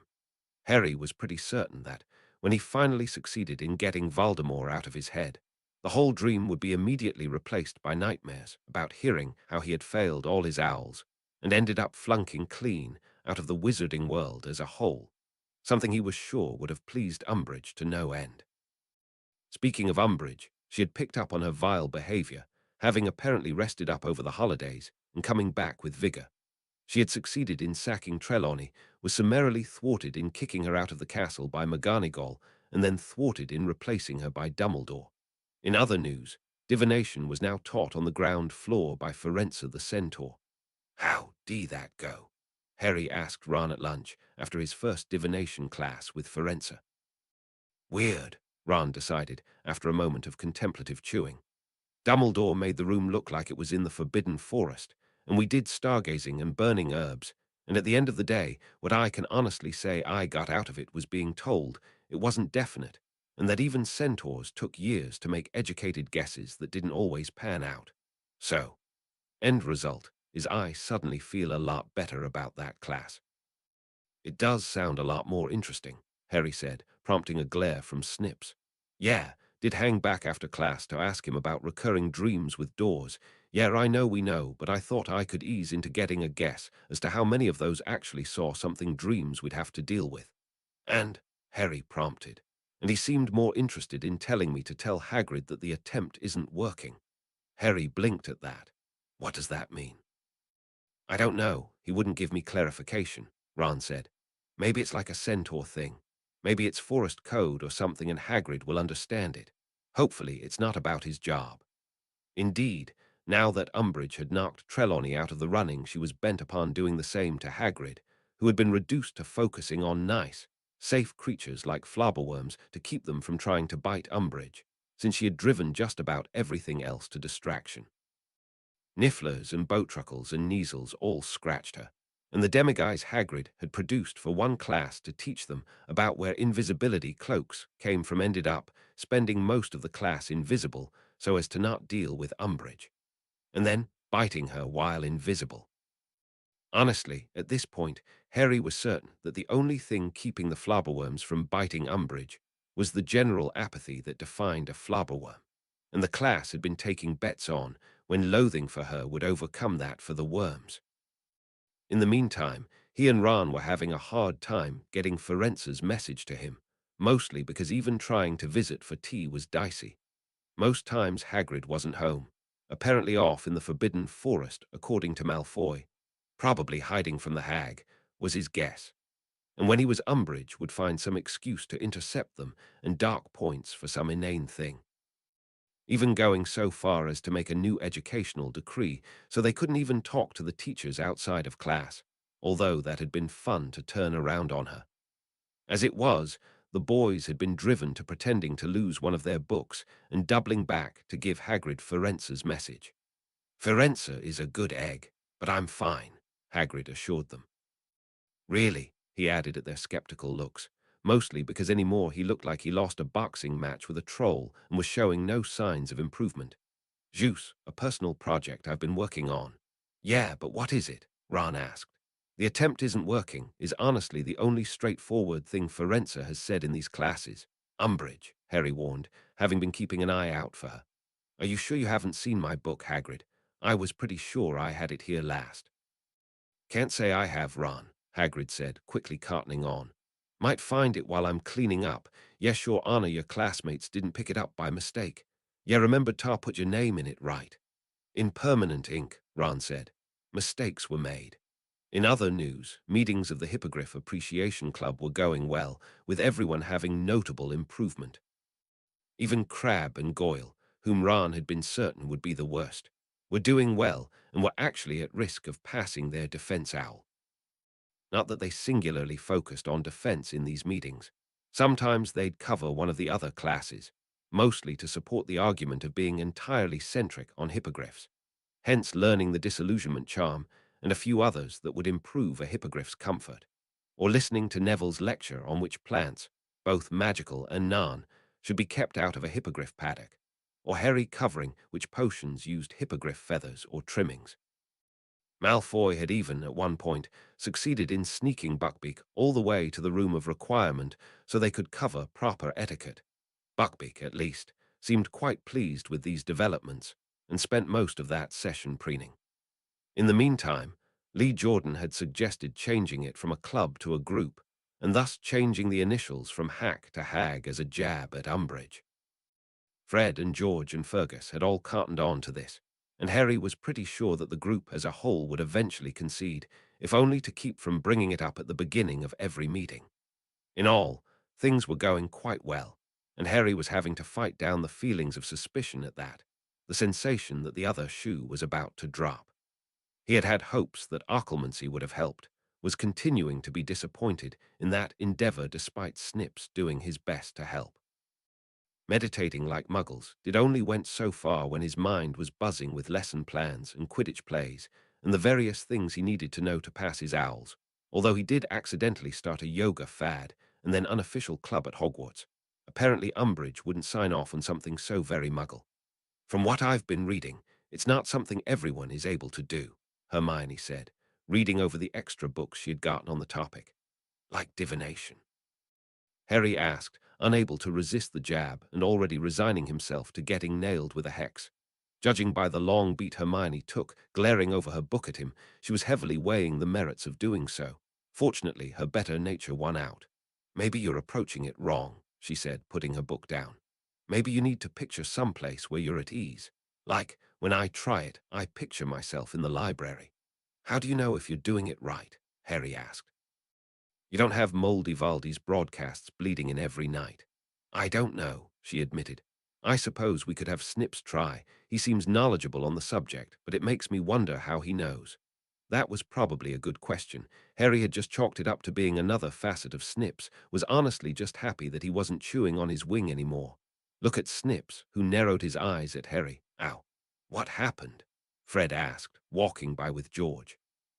"Snips can bite telepathically now," Harry reported, rubbing his ear. "Now this is a problematic development," George decided. "Where have you two been?" Hermione asked. "Elsewhere," Fred reported. "No psychic bites," George said, pointing at Snips. "Also the Quidditch pitch," Fred continued. "Angelina is still down there with Ron, says she's going to make a decent keeper out of him even if it kills her." "Haven't you been working with Ron?" Hermione asked, looking at Harry. "Trelawney might have accurately predicted my death," Harry sighed, leaning on an elbow. "Ron's good, it's just his nerves that eat at him. Maybe we should get Ron to try occlumency." "Or the yoga," George said. "By the way, next meeting is in classroom 11. Ferenza agreed to let us meet there and promised to show us some new positions." "Hopefully they aren't dependent upon having 4 legs," Fred said. Harry attended the next yoga meeting, if only to see the inside of classroom 11. Ferenza asked him to deliver the same message to Hagrid, wouldn't give him any more elaboration than he had Ron, which left another thing buzzing around his head. It eventually got to the point that Harry decided to try Hermione's library idea, picturing himself snatching at his flying thoughts, stuffing them into books, and then shoving the books onto the shelves. It didn't really help with the dreams, but at the very least, it helped him to drop off to sleep faster. "Please tell me there's a learning curve, and I'm just on the starting slope," Harry said to Snips the next morning, irritated at yet another dream about the hall and the door. Snips shrugged, narrowed his eyes at Harry as he had been the past several mornings. Harry was beginning to anticipate these moments, managed to shove several mental books at him, and reduced the psychic bite to little more than a nip. "Better?" Harry asked him, prompting a nod. So perhaps there was a curve. Really, on average things were going quite well until Umbridge and her inquisitorial squad crashed the next Hag meeting. Lee, Fergus, Fred and George had finally succeeded. At best, Harry had gotten a small window of warning. Malfoy had been wrangled by Umbridge along with the rest of the inquisitorial squad, which had involved several members of Hag, but had been able to send Darby ahead to warn them of what was coming. That had enabled them to shoo several members out a back way that the room provided, although that still left several 5th and 7th years behind, as they figured they were the ones who could best justify their presence, and a few others who refused to leave them to their fates. As it were, they were all trussed up and taken to the headmaster's office, where a very bemused Dumbledore took his suddenly full office in stride. "Alas, I wasn't expecting this much company in so short a time," he said, flicking his wand and summoning several dozen cups. "Tea. Now is not the time for tea," Umbridge said. "I'm aware that we usually set aside a specific time for tea, but I must admit that I enjoy any excuse to try new blends. Incidentally, you must try this one. It's called white tea. It uses baby tea leaves instead of the full-grown ones and has a delightful flavor." "Headmaster," Umbridge said, all sickeningly sweet, "I'm sure you don't see any issue with students conducting sedition, but the ministry treats it very seriously." "Ah, so is this what everyone's been getting up to in their spare time? I'm afraid you'll have to start from the top. I've been a tad busy to be keeping up with the school gossip." Umbridge narrowed her eyes at him, evidently annoyed by his calm demeanor, launched into a whole tirade that painted Harry and company as coming up slightly shorter than Death Eaters, but not by much. Honestly, Harry was actually pretty impressed by how much she was getting worked up by this, watched along with the rest as she finished, heaving. Dumbledore looked everyone over, shuffled through the papers she had thrown at him during her tirade, looked back up at her. And what?" she demanded.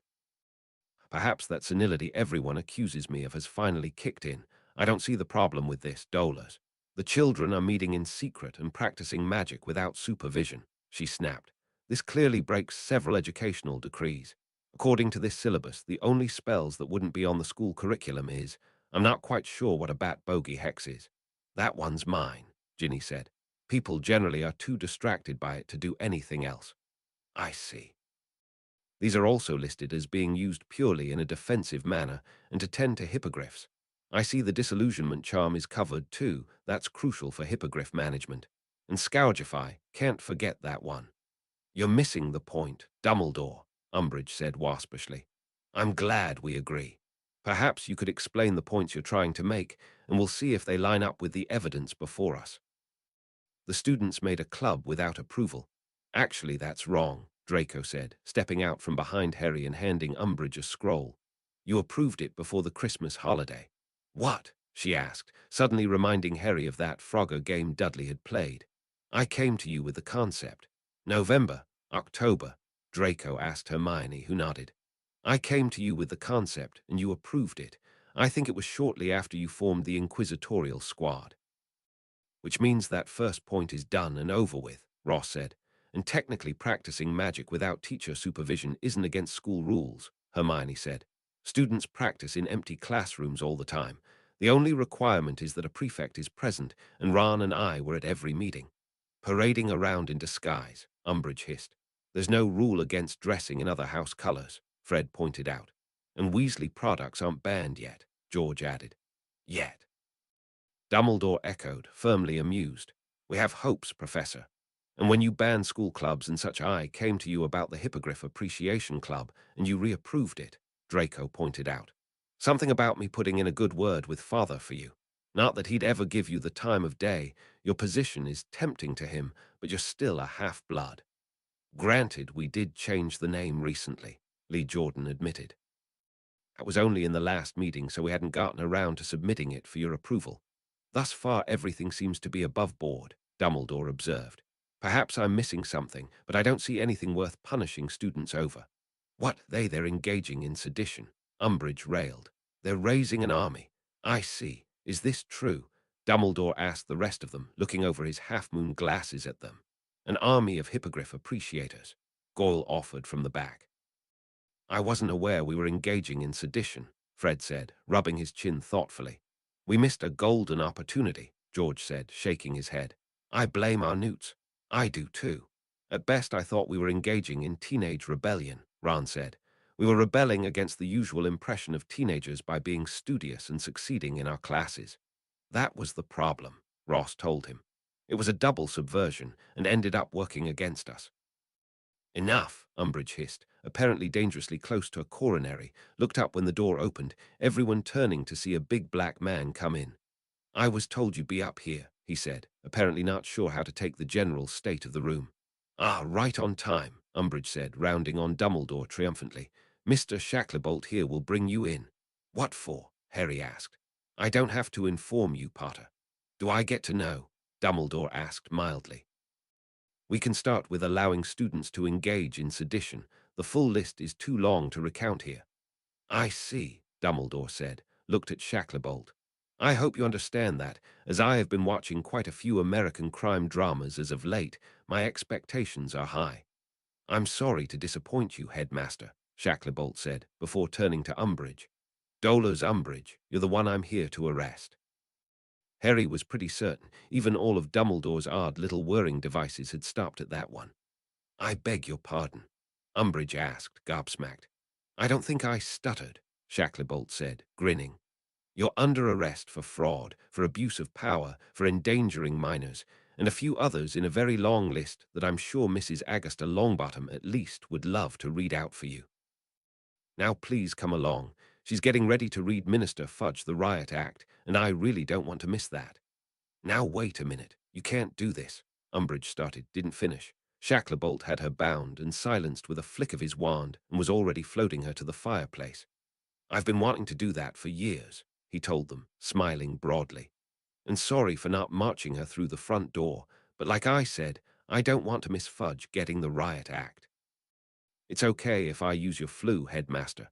By all means, Dumbledore said, nodding. And if you happen to have someone you can spare for the defense role, please let me know. Sorry, headmaster, everyone's too busy getting good seats for this. Tossed a handful of flue powder into the fireplace, waved goodbye as he dragged a furious mute Umbridge into the flames. Well, I suppose that's that. Now, as for the rest of you, Dumbledore said, turning to them. As I understand it from the general explanation I received, you've taken it upon yourselves to study for defense and teach your fellows. Would you consider doing that on a more grandiose scale? You mean take it on the road? Ron asked. Perhaps not that far. I'm sure you've all noticed we're now out a defense professor again. A pity, too. Usually they last until finals, Dumbledore said. But back to brass tacks. Perhaps organizing study groups, supervised by teachers and headed by upperclassmen, could get us around this pesky issue until we find another defense professor. Although I must say, I'm surprised I managed to find someone worse than Professor Lockhart. Ron snorted at that, didn't stop when Hermione whacked him on the arm. Chapter 80, in which glitter gets everywhere. Chapter text news of Umbridge's arrest quickly spread, and classes were cancelled the next day, mostly because the teachers could not and would not restore order. Everyone was far too happy to see the back end of her. According to Luna, Quilby was having a field day with reporting on Umbridge and Fudge's arrests, although the cake went to the Weasley family when he reported, ahead of the prophet, that one Percy Weasley was slated to be the new Minister of Magic. There'll be no living with him after this, George commiserated over breakfast. Utterly insufferable, Fred agreed. It'll be worse than when he learned to apparate. What are we going to do with him, Fred? Our whole family and us the only pranksters. No, seriously, I want suggestions. You guys still have me, Ginny pointed out. This is true, Fred agreed. It is, but you've got an appalling lack of rule-breaking under your belt, George told her. Ideally, you should have a folder in Filch's office several inches thick by now. It's being a girl that did it, Ginny told them. People are more inclined to think I'm innocent. Fred perked at this. Something we can work with. The only problem is, if you do a prank in the girls' dorm, it'd trace back to you too easily, George mused. Only girls are allowed in those dorms, after all. They are? Harry asked, looking up from the article he was reading. Dear Harry, outing the fact that you never tried the other stairs. They also don't allow blokes in dresses up there either, Fred said. Or going through the window, George added, even if your Quidditch mates open them for you. Why do you two want in there so badly? Hermione demanded. It's the principle of it. The castle says no, and thus we're obligated to seek out loopholes, George agreed. I swear I don't understand you two, Hermione said, shaking her head. We've finally found a subject she's no good at, Fred said, exchanging grins with George and ducking the pumpkin pasty Hermione threw at him. No throwing food in the Great Hall, lest we start another one of those food fights. And we were wanting to save it for a special occasion, George agreed. How do you live with them? Hermione asked Ginny. With aplomb, Ginny said, toasting her brothers. In other news, part of the reason Fudge had gotten sacked was a mass outbreak at Azkaban, which had just given Mrs. Longbottom more ammo in her campaign against him. Said outbreak was the main topic anyone talked about, although Harry did take some time out to ask Neville why Mrs. Longbottom didn't take the minister job. Not saying she wouldn't be good at it, but she's never been interested in it, Neville admitted. Something about having to deal with too many dunces. Which, in his limited experience with politics, Harry was inclined to agree with. Neville, meanwhile, had quickly earned the title of most improved in defense, having learned that Bellatrix Lestrange had escaped, although, in his organizing of the Defense Tutor Club, which had replaced the defense class proper, Harry was quick to note that anyone who had been directly affected by the Death Eaters were improving rapidly. They, unlike others, had seen firsthand what Voldemort's followers were capable of, and they were more than willing to make sure they'd go down fighting. In all, between defense doing well and Ron finally improving in Quidditch, thanks to the concentrated efforts of everyone on the team, Harry really only had one complaint, that he wasn't progressing in occlumency as well as he would have liked. Or he could get himself wound down quickly enough, and the yoga club had finally become a thing thanks to no more Umbridge, but keeping all the thoughts in his head as his thoughts had become a battle of wills, and frankly it was irritating him. It had finally gotten to the point that when Harry fell into the dream again, even after all that work, that he pointedly turned round and yelled at the blackness at the other end of the hall, "Find something else to think about, won't you? You think you know who heard that?" Ron asked him when he related this the next morning. "At this point, I don't care," Harry admitted. "It's been driving me nuts and I want it to stop." Ron, by Snip's estimation, wasn't much good at occlumency either, but he was able to bring it up to Professor Trelawney, who had been reinstated and was now sharing the post with Ferenza, mostly to her irritation. "You get them in the same room and half the class is spent arguing whether one translation is more accurate than the other," Ron reported. "I'm thinking she should have taken the rest of the year off." "Probably," Harry said, as they headed down to Hagrid's. Care of magical creatures had once again returned to form, although for this class they were only covering Nundus from their books. Hagrid claimed he had gotten one lined up for them, but the school board had quickly shut that down, citing concerns over the Nundu's ability to spread disease with its breath. Hagrid, meanwhile, still looked like he was engaging in boxing matches with a troll, and considering Hagrid still refused to tell them what it was he was doing to earn such a look, that was the explanation they were sticking with. "It would explain why Ferenza keeps saying the attempt is failing," Ron said. Anyone could tell that just by looking at him. Harry nodded, going back to his notes on defense and what to teach at the next meeting. "So I have a question," he posed when Hermione finally joined them, having apparently been kicked out of the library due to the time. "If we just rebrand defense class to a defense club, is that enough of a workaround to get around whatever curse is supposed to be on the job?" "I'm reasonably certain the job isn't cursed," Hermione said. "We had a teacher last more than a year yet," Ron asked her. "Okay, fine, but wouldn't Dumbledore have been able to lift it by now?" This was also a good question, although getting an audience with Dumbledore as of late was dodgy. Harry supposed that him getting his old title as Supreme Mugwump, whatever that meant, back had put his schedule firmly back into busy, but he was starting to get the suspicion that Dumbledore was avoiding him specifically. It was idiotic, but it was also irritating. Harry had concerns, though. "I mean, it's nothing, right?" he asked Snips during one homework session when Ron and Hermione were patrolling the halls. "It's weird that I'd feel that way, but it's probably nothing, right?" Snips tipped his head, blinked at him, went to the pile of papers and hopped up and down on it before imitating a dog. "I don't think Sirius will have an answer for me irrationally hating someone, but writing him might make me feel better, yeah," Harry agreed, grabbing a quill. Hedwig was quite pleased to be able to deliver Harry's letter direct to him a few mornings later, and Harry was quite pleased to let her eat his bacon while he read it. "Dear Harry, I am pleased to inform you that irrational emotions are a sign of being a teenager. Congratulations, you have made it. Enclosed you will find 2 sickles. See if Nopsy is still working in the kitchens. He's good for getting butter beer without asking any questions." Moving on, unfortunately these pubescent mood swings, Mooney's wording, not mine, are going to be commonplace for a while.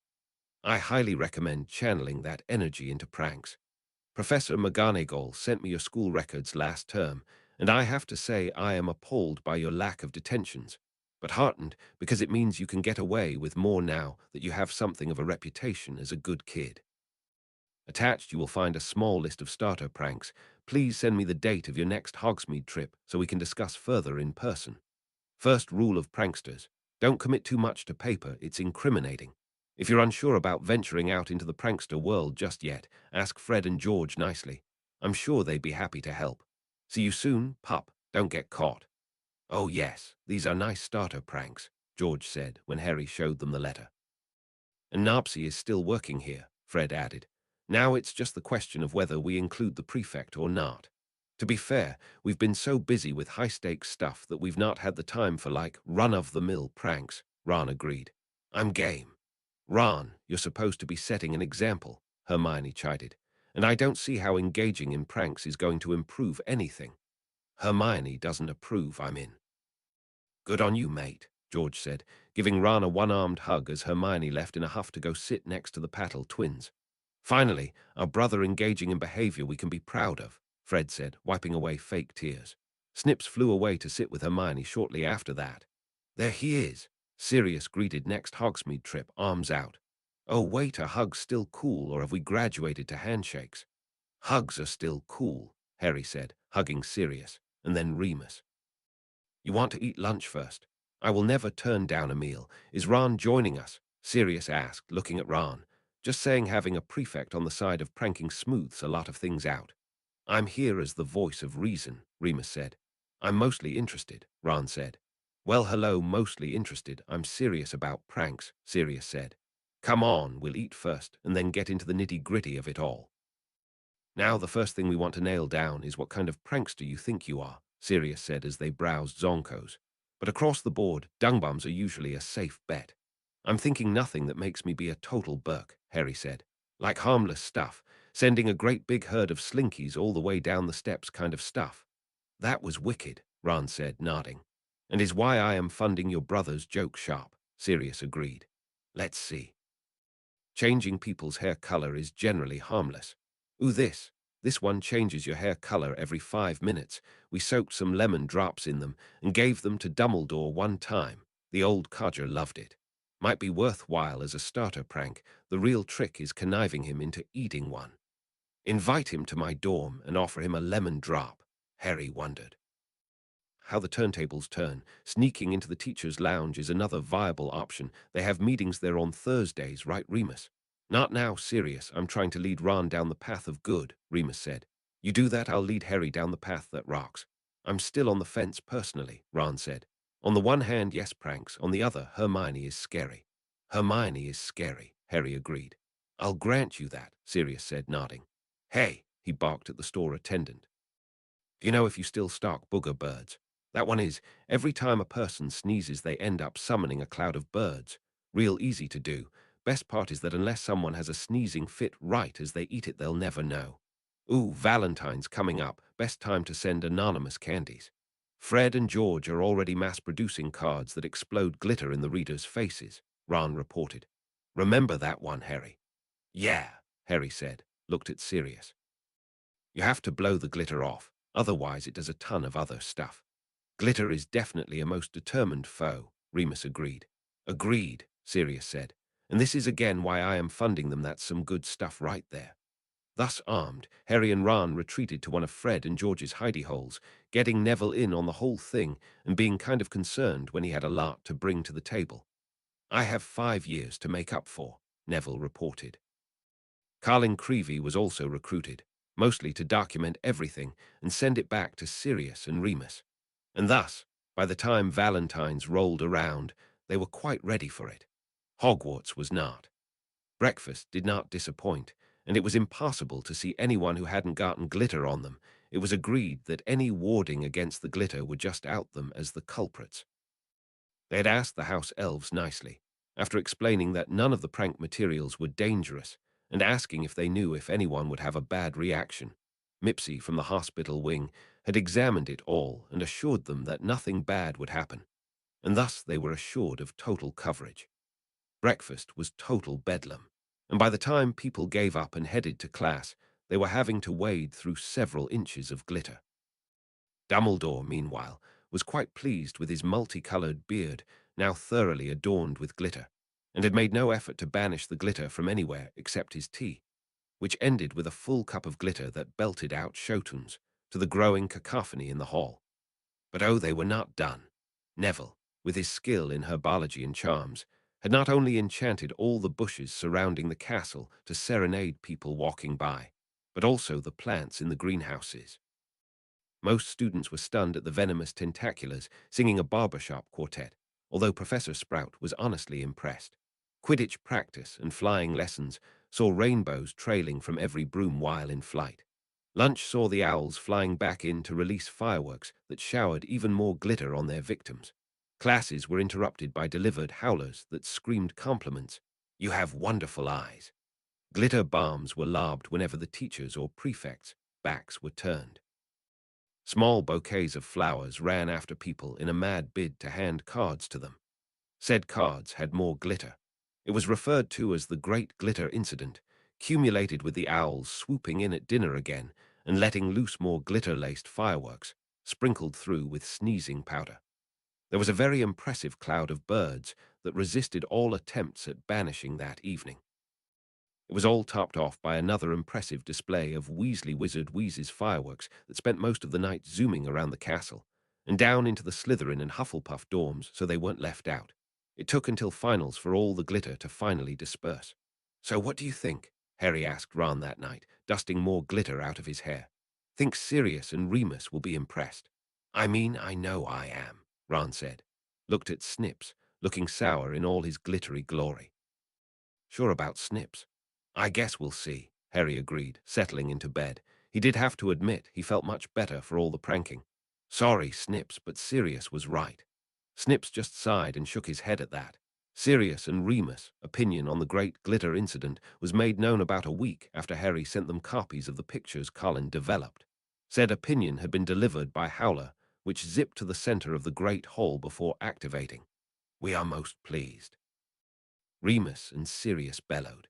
"In the name of the Marauders, we declare this prankfest to be of utmost quality and true to our ideals. We wish to bask." No one reacted for 5 very long minutes after the howler ripped itself to shreds. Fred and George finally broke at being so complimented by their childhood heroes, leaping up and cheering and thumping Harry and Ron on the back before moving on to Neville and Colin. Harry supposed this was the part where they got into trouble. It was, considering they were all sitting in Dumbledore's office not an hour later, accepting tea and turning down the lemon drops. Ron had succeeded in doctoring them during one of the prefect meetings. Once settled, Dumbledore simply sat behind his desk and lightly tapped his fingers on it, staring into his tea like he hoped he could read an answer there. "I must confess, I am at a loss as to what to do," he said finally. "Careful consideration of the event and everything involved has your worst offenses being Zonko's products, despite being heavily modified. You must enlighten me on how, being brought onto school grounds, giving your fellows doctored foods without their consent, and possibly noise ordinances. At worst, these require detentions, and me giving you a stern lecture." Nod. Of course, careful examination of everything involved also shows that every care was taken to avoid harm to the student body. Although I must express concern at the house elves being so easily swayed. They're all secretly pranksters, Fred offered. George nodded assent. Their greatest prank is tricking us into letting them clean our houses. "Ah, how cunning," Dumbledore said, pensive. "But back to the point of your punishment, I feel like tasking you to clean all the glitter up without magic would be a tad excessive." "It would take a while," Fred agreed. "But I also think that cleaning at least some of it up would be beneficial. At least the Great Hall, so Filch doesn't go through with his threat to quit his job." Neville clapped a hand over Ron's mouth. "Yes, well, Argus does perform a grand service, and we should appreciate him more," Dumbledore said, acknowledging what Neville had prevented Ron from saying. "Although, unofficially, I'd like to compliment you boys on such impressive magic. I do hope you understand why I can't give you points for it, though." "We understand, Professor," Fred said. "We also understand it was awesome and promise you can purchase said bits of magic come summer," George reported. "We got a location, the merchandise is down, and will be up and running as soon as school's over. I'll be certain to mark my calendar." "You are jotting this down, correct?" Dumbledore asked his quill, which did its best impression of a salute. A full-page color ad in the Quibbler, advertising Weasley Wizard Wheezes, and sporting Dumbledore posing with a rainbow beard was definitely impressive advertising. No one could deny that. Chapter 81, in which how-to videos are made. Chapter text. As the year went on, there were 2 looming issues, Owls and the Quidditch final. Harry was more concerned about the latter. "You should be worried about the former," Hermione told him. "I've studied for the former," Harry countered. "If I feel poorly about how I'm doing, I can study some more. I can't improve Ron's nerves, no matter how hard I study." "I just don't see how Quidditch is worth getting worked up about," Hermione said. "By that logic, you shouldn't get mad at us for not getting worked up over homework," Harry countered. "Homework is important. It could affect our careers." "Hermione, Quidditch is a career. You know a professional Quidditch player, Hermione. You went out with him once. You're really focusing on that. You can't deny that it was a highlight," Dean offered. But that did give him the idea to owl Victor Crumb and ask him to share with Ron how to get past the nervousness of playing in front of people. "He's our new keeper, and he's actually pretty good at it. but he keeps getting nervous about playing in front of a crowd. Crumb wrote to Ron, and while Harry wasn't certain what Crumb told him, it did result in Ron starting to shape up and play better, although Harry did have another trick to pull out come the cup final. Ron, no throwing up firstly, he said, catching the green-looking keeper. Anyway, Muffalato. Ron stared at him, confused. What was that for? Can you hear me? Harry asked him, mimed the question when Ron stared at him, indicated the crowd outside. Oh, wait, brilliant, Ron said, suddenly realizing he couldn't hear the crowd singing Weasley is our king. If this works, I'm going to kiss you, Angelina told him as they filed out. If this works, I'm going to kick myself for not thinking of it sooner, Harry told her. Either way. What if he can't hear Hooch's whistle? Alicia asked. Hopefully he'll keep up with context clues. In the meantime, with no external noise, Ron was better able to focus on the game. Yes, he missed several shots, but for everyone he missed, he saved 2 more, stubbornly sticking with the goals and allowing Harry to dedicate less time to fretting about his friend and more time to catching the snitch. And he was certain to reverse the Muffalato, so Ron could hear the Gryffindors triumphantly singing, Weasley is our king, when they were hoisting the Quidditch Cup into the air. The next event worth noting was meeting with their heads of houses to discuss career choices, which Harry had honestly not given a single thought to until there was a pile of pamphlets on every available surface in the common room. I'll be honest, most of my concerns have been surviving the year and getting good grades, Harry said upon registering Hermione's expression. I hadn't even given thought to Muggle jobs, let alone wizarding ones. That was one of our Muggle studies assignments, actually, Ron said. It was kind of weird going through the different jobs and examining how they do them without magic. Although some of them it makes sense you wouldn't. You know, digging up dragon bones is an actual job. Harry blinked at him before he registered what Ron meant. Dinosaur bones, you mean? I'm still not convinced they're not just dragon bones that Muggles are finding. Wouldn't the Ministry have stopped it by now? Hermione asked. Because of the statute of secrecy. Maybe this is how they stopped it, Ron argued. They convinced the Muggles that they're actually dinosaurs and went extinct a long time ago. Harry waited until Hermione had gone up to bed to suggest that Ron tell Luna his theory. He anticipated some very interesting articles revisiting dinosaurs once the whole hullabaloo at the Ministry died down. In the meantime, now that one of their bigger issues had left, and Quidditch was done for the year, Ron was finally able to revisit the question of if they could film magic, specifically inside Hogwarts. They had finally gotten the right rune sequence to work, after burning through many a cheap camera that Sirius supplied, had done a few short bits in the Great Hall before attempting filming while flying, getting some very impressive panoramic shots of the castle, the lake, and the forest. Now, however, Ron had a new reel and was hoping to do a breakdown of spellcasting. If this works, my Muggle studies owl and you two's rune owl are in the bag, Ron said, giving them a thumbs up. Okay, we're rolling. Hi, my name's Harry, this is Hermione, and today we're going to cover the disarming spell, Harry announced to the camera. This is a very important spell that everyone should learn, and is a very effective piece of defensive magic. Anything you want to add to that? He asked Hermione. We learned it in our second year, but anyone regardless of skill level should be able to do it with a little practice, Hermione said. The spell is Expelliarmus, once more, slowly, Expelliarmus. This is the wand movement that accompanies the spell. I'm going slowly right now, but during the casting, it will be a sort of quick jab at your opponent. We will now move on to the demonstration part of the lesson. Harry and Hermione took turns disarming each other, akioing their wands back. That's next lesson, Harry told the camera, took a bow and signed off when Ron gave them a thumbs up. He was very antsy when they were reviewing the film in their dorm, something Harry could fully understand. They had been working all year towards this. Hopefully it worked. Cheered deliriously when the spells did indeed show up on the film.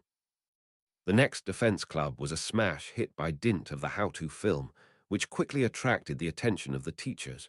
Dumbledore, upon learning of it, asked them if they'd be interested in doing a series, which Ron admitted had been the goal when they started. Dumbledore also organized a small movie night in the Great Hall after Ron showed him some of the other shots they had done. The house elves sent up popcorn, candies, and sodas for them to eat as they ooh-ed and ah-ed over the various shots. several people voicing enjoyment when Ron shared some of the clips from Care of Magical Creatures, as well as the clip of Malfoy explaining Buckbeak. Hippogriff Appreciation Group represent. Goyle hollered from the back, earning a round of applause. Ron was very busy after that, hustling back and forth to various classes and setting up filming sessions in herbology and potions and charms and transfiguration and Care of Magical Creatures and defense. Astronomy had to wait until they got a sequence working that would allow the camera to pick up the stars better. Were very impressed when that performed better than expected. Matter of fact, Harry was so busy helping Ron with these filming sessions, he had quite forgotten about his career interview until Hermione reminded him, mostly by this exchange. I think Ron's career is now well and totally set, don't you? You know your career interview is tomorrow, right? Hermione asked. Also Ron's. Yours is in an hour. Which sent Ron scurrying for Professor McGonagall's office and Harry rooting through the various pamphlets until the next day when it was his turn in her office. And no, he still had no idea what he planned on doing with his life after schooling. Professor McGonagall didn't seem surprised at this admission. That is the point of these interviews, she told him. We determine the direction you'd like to go in your future, and that will affect which classes you focus on in the here and now. So, Mr. Potter, have you given any thought as to which careers at least sound intriguing to you? Harry considered. Well, being an aura sounds interesting, and I've always really liked potions and Care of Magical Creatures, and no, actually, Professor, I really haven't. Professor McGonagall made a pensive noise.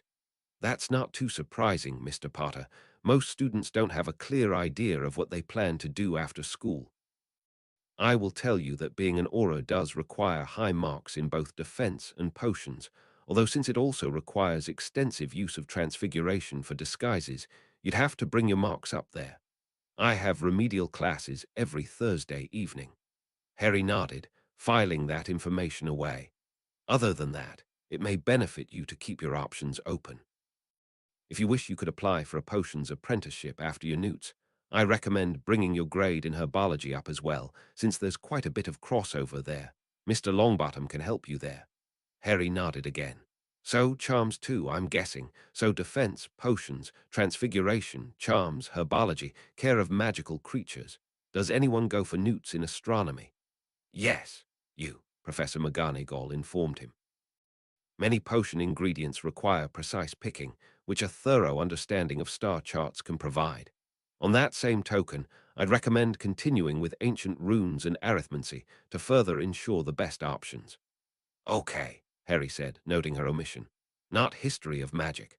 Unfortunately, Professor Binns' method of teaching doesn't inspire enthusiasm, Professor McGonagall sighed. Very few students do continue to the newt level there. Here she looked at him over her glasses. Incidentally, if you do find the need to learn more about our history, I recommend looking up the information yourself, or finding a more enthusiastic professor.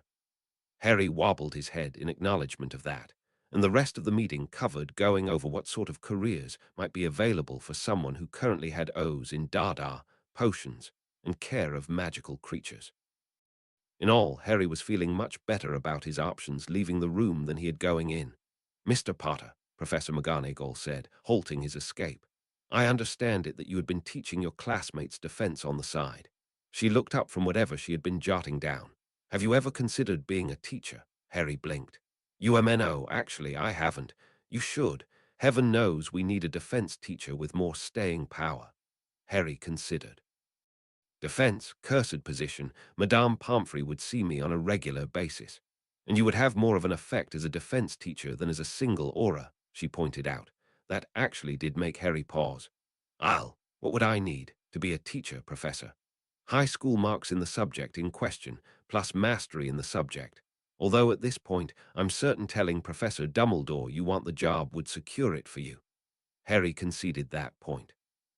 Maybe I'll get my defense mastery along with my potions one and get back to you on that. Good. And Mr. Potter, good luck.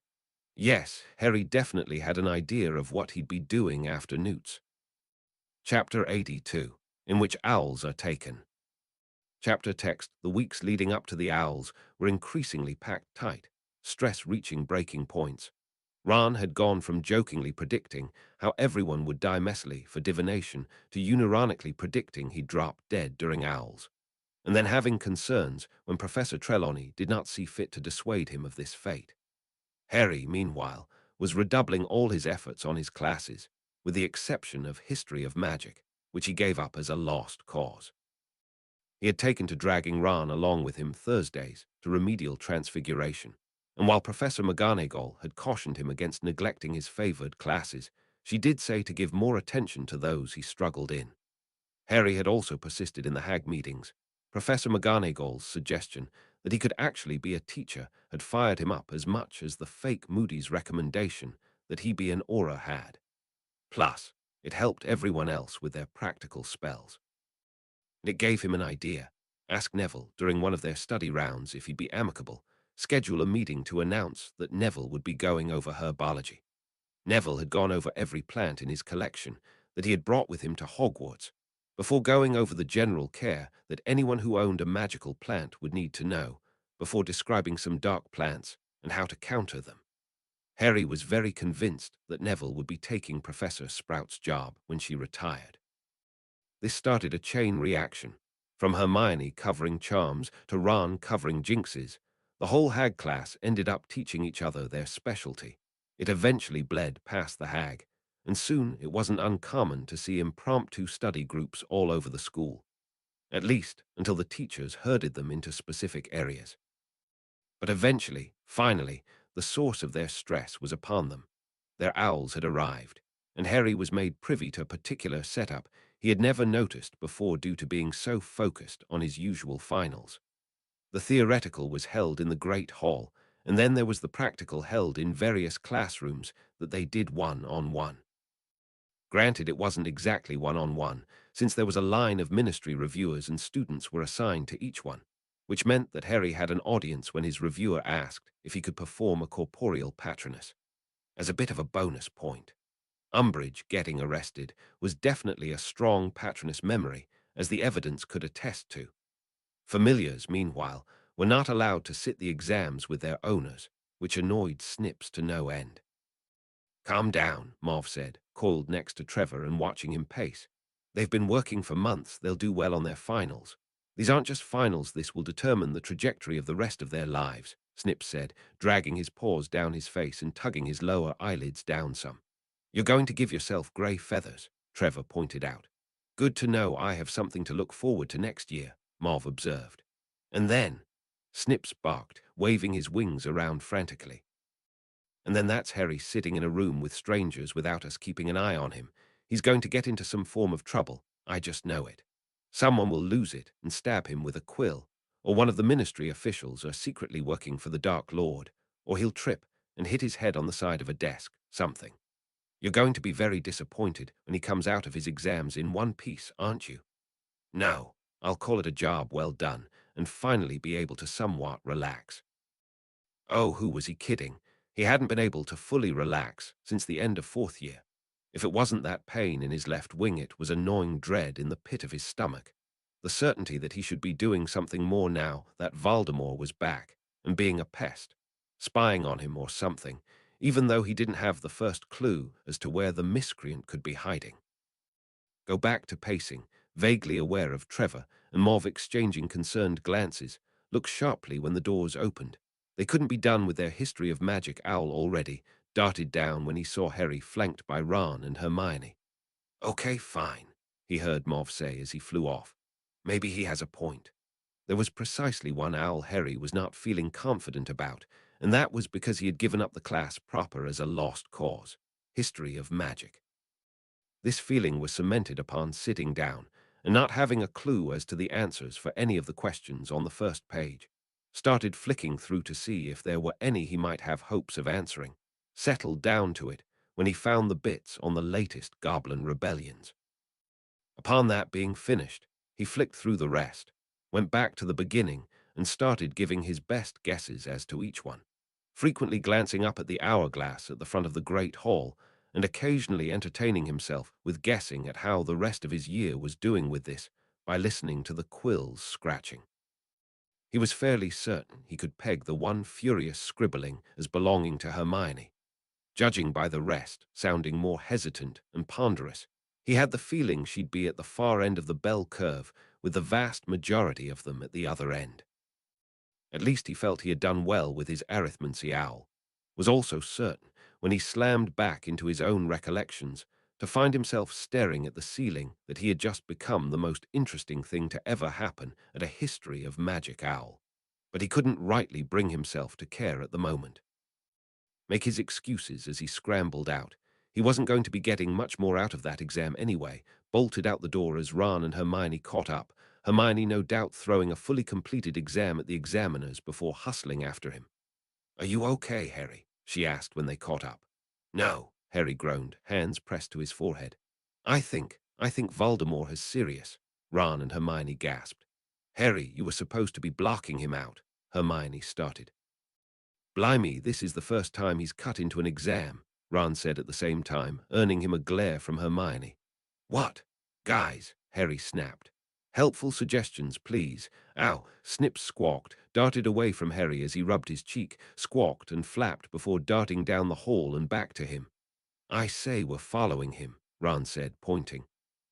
They did up the stairs, down halls, through secret passageways, until they were at the fat lady's portrait, saying the password and then following Snips up the stairs to their dorm. Snips jumped up and down on Harry's trunk, dove into it when Harry opened it, shoved a mirror out into Harry's grasp. Wait, we can check Sirius." Harry barked at the mirror. "Sirius Black." The mirror buzzed, gleamed, showed Sirius Black, alive and whole. "Harry," Sirius greeted. "About time you called. Let me guess, owls kept you grounded, right?" Ron and Hermione had to take over explaining. Harry's relief at seeing Sirius alive and okay was so overpowering that he had to sit down, put his head between his knees at Hermione's direction. Faintly, he could hear Sirius sending a message Patronus to tell Dumbledore that Moldivaldi just made a run at Harry, tried to trick him into the Department of Mysteries. "Don't you go," Harry blurted. The memory of the fake vision was still too fresh. Sirius was silent for a long moment. I'm going to stay on the mirror," Sirius said, the background behind him moving. "But I'm going to flew to Dumbledore's office real quick. I'll be right there, okay? Don't move." They assured him they weren't going anywhere, Harry still sagging against the nearest trunk, which turned out to be Neville's when he came in. Harry scooched over when Neville motioned at him, watched with detachment as Neville opened his trunk and fished out the honking daffodils. Within a few moments, the mood in the room was improved. "So what happened?" Neville asked. Ron filled him in as Harry patted Snips. "At least someone remembered a way to check and make sure," Hermione said when Ron finished, looking at Snips. Ron nodded. "Yeah, for a minute I thought we were going to storm the Department of Mysteries." "Won't you know who know, though?" Neville asked. "Won't he be mad or something?" "Moldivaldi's always mad," Sirius said, coming into the dorm and staggering over to them, out of breath. "You'd have to be to think being bald and wearing a bathrobe in public is a good fashion statement." Plopped down next to Harry. "You all right, Harry?" "I've been better," Harry decided to say, sagging against him in relief. "Well, we all have, to be honest. Who remembered the mirror?" Sirius asked, waving the item around a little. Snip saluted in response. "I knew there was a reason I liked you." "So now what happens?" Neville asked. "And what's in the Department of Mysteries that's so important?" Harry added. "Well, since it's obviously going to be an issue anyway," Sirius sighed. "So from what I'm getting, there's a prophecy concerning you and Moldivaldi in the Department of Mysteries." Silence. "I beg pardon," Ron said. "But divination is—" Hermione trailed off when she apparently couldn't find anything nice to say. "So sometimes there's actual prophecies made," Sirius told her. "And when they're made, a copy is added to this room in the Department of Mysteries. Don't ask me how, it's a mystery. But when it's made, only the people it's made about can touch it. I don't understand the logistics of it. Logistics and wizards don't always see eye to eye. So there's a prophecy about me and Voldemort," Harry said, ignoring the flinches. "That's the rumor," Sirius told him. "And apparently Moldivaldi is after it because he thinks it could give him an edge. As I understand it, he only heard half of it last time. He must think he missed something crucial." Harry wasn't sure how to respond to this, absently reached to pat Snips, found that Snips had gone very still, small and silent. Frown at him in concern, look back at Sirius. "And Dumbledore told you all this?" "Dumbledore told us this, yes." Don't see any reason to omit why he bought Grimmauld Place at this point, Sirius said, grimacing. He brought back the old Order of the Phoenix to counter Moldy Valdi, and all his villainy. Remus agreed with Marley on not telling you kids, because they didn't want you getting involved. Unfortunately, getting specifically targeted means you're involved. Wait, Ron said. Is this why Dad got attacked outside the Department of Mysteries? Yes. Valdi thinks there's something in there that would help him out. Specifically, something that kills you, he said, looking at Harry. For some reason, he thinks you're the big obstacle in his way and not Dumbledore. And before you ask, I agreed with Remus on this one. There was no point in telling you and making you worry when you were here, because Valdi wouldn't dare come within 10 feet of this castle with Dumbledore here. Original plan was telling you once you were home and on the other side of your owls. Harry wanted to argue that point. He really did. Subsided when he realized Remus had the point, and he wasn't certain what knowing about it beforehand would have done for him. Except maybe. If I knew he was gunning for me specifically with this, I would have been more suspicious of the whole thing, Harry tried. Sirius looked at the others. Anyone buy that? Everyone, Snips included, and even Scuttle and Murray shook their heads at that. I'm with Ron. I figured we were getting ready to storm the Department of Mysteries, Neville said. All right, fine, Harry huffed. Tell Remus I'm going to be mad at him on principle, though. Will do, Sirius said brightly. Dumbledore called Harry to his office late afternoon the next day, which Harry felt was a positive. At least he wasn't obliquely ignoring him, even if him acting as if nothing happened was a little grating. You'll be happy to know that Voldemort's Death Eaters were thwarted in their attempt to break into the Department of Mysteries and are now on their way to a secure facility, Dumbledore said. This facility is not Azkaban, although since Alastor Moody is the one organizing this, none of us are quite sure where that is. I thought Moody retired, Harry said, briefly derailed from his original questions. Apparently Mr. Weasley. Hold on. Percy convinced him his services were required. He's also mobilizing a stronger aura force. While the larger public has yet to be convinced that Voldemort has returned, they are now convinced that they should be taking their safety more seriously. Well, that's good, Harry said, still irritated at the notion people thought he was lying about Voldemort. Indeed. Now, I sense that you're quite peeved at me, so it's probably for the best that you air your grievances before it ruins the tea. Probably an understatement, but Harry was happy to oblige. Why didn't you tell me? Harry asked. I would have felt better about all this if I had just been informed. Alas, I couldn't factor feeling into this, Dumbledore sighed. I had concerns that Voldemort might learn of your connection and start trying to spy through you. I thought that, if I made you a less tempting target, he would forego doing so. I don't think that worked, Harry said flatly. And then him spying on me, wait. Look at Snips. Is this why you tried getting me to do occlumency? Did he now? Dumbledore asked, intrigued. Yes, that would help somewhat, but Voldemort is a skilled legimens on par with myself. I recommend keeping with those studies, but as you're just starting, that will only go so far. Wait, Harry knew that term from the occlumency book. You can read minds. That would be how best to render it down into simple terms, but it's not so simple as that, Dumbledore said. Think of it as functioning similarly to the Muggle telly, where a legimens is more watching the thoughts go through your head. I thought you could read minds, watch my thoughts. I admit it is a very useful talent for a teacher, Dumbledore agreed. Our old potions professor, Snape, could do the same, and was an accomplished occlumens on the side. Eye contact is key, you see. Except with Voldemort. Yes, that is a problem, Dumbledore said, nodding. Regretfully, as I've mentioned to you before, the two of you have a most unusual bond, surprisingly relating to the half-heard prophecy. At Harry's surprised twitch, I was the recipient of the prophecy. Professor Trelawney made it, although I doubt she remembers doing so. Then, but if he was the weak link, the way Voldemort could learn everything, don't tell me. You're afraid that Voldemort might be listening in. Harry couldn't help but glower at him. I didn't have to read your mind for that, my dear boy. It's painted all over your face. Wave a hand as Harry looked away. I doubt you have to worry about Voldemort listening in on you, perhaps. If you were in a more negative frame of mind, he'd have an easier time of it, but doing so now is painful to him. What makes you so sure? Love, Dumbledore said simply. Your mother's love protects you from him, and your love for others protects you further. How? What kind of dumb power is love, anyway? I heard, through the familiar grapevine, that Snips recalled the mirror so you could confirm that Sirius was unharmed, correct? Dumbledore asked. Harry nodded. And then you were surrounded by friends and family who cared for you, am I still correct? Harry nodded. This may seem rather cliché to you, but evil cannot comprehend such goodness, cannot tolerate being in its presence. Looked at him over his half-moon spectacles. There are many kinds of love, Harry. A mother's love sent Narcissa and Draco to your family house this year. Sirius and Remus. Familial love for you saw them, ensuring that you and your friends would be better prepared for what is coming. Your love for your friends saw you sharing that knowledge with others who further shared that knowledge. There is now suddenly a whole group who are better able to defend themselves should Voldemort strike. A group that will stand with each other because love is stronger than fear. This is why Voldemort tried to target you, to trick you into going to the Department of Mysteries. Tip his head. This seems like a silly capability to you, Harry, because you have yet to look at the wider ripples such actions have.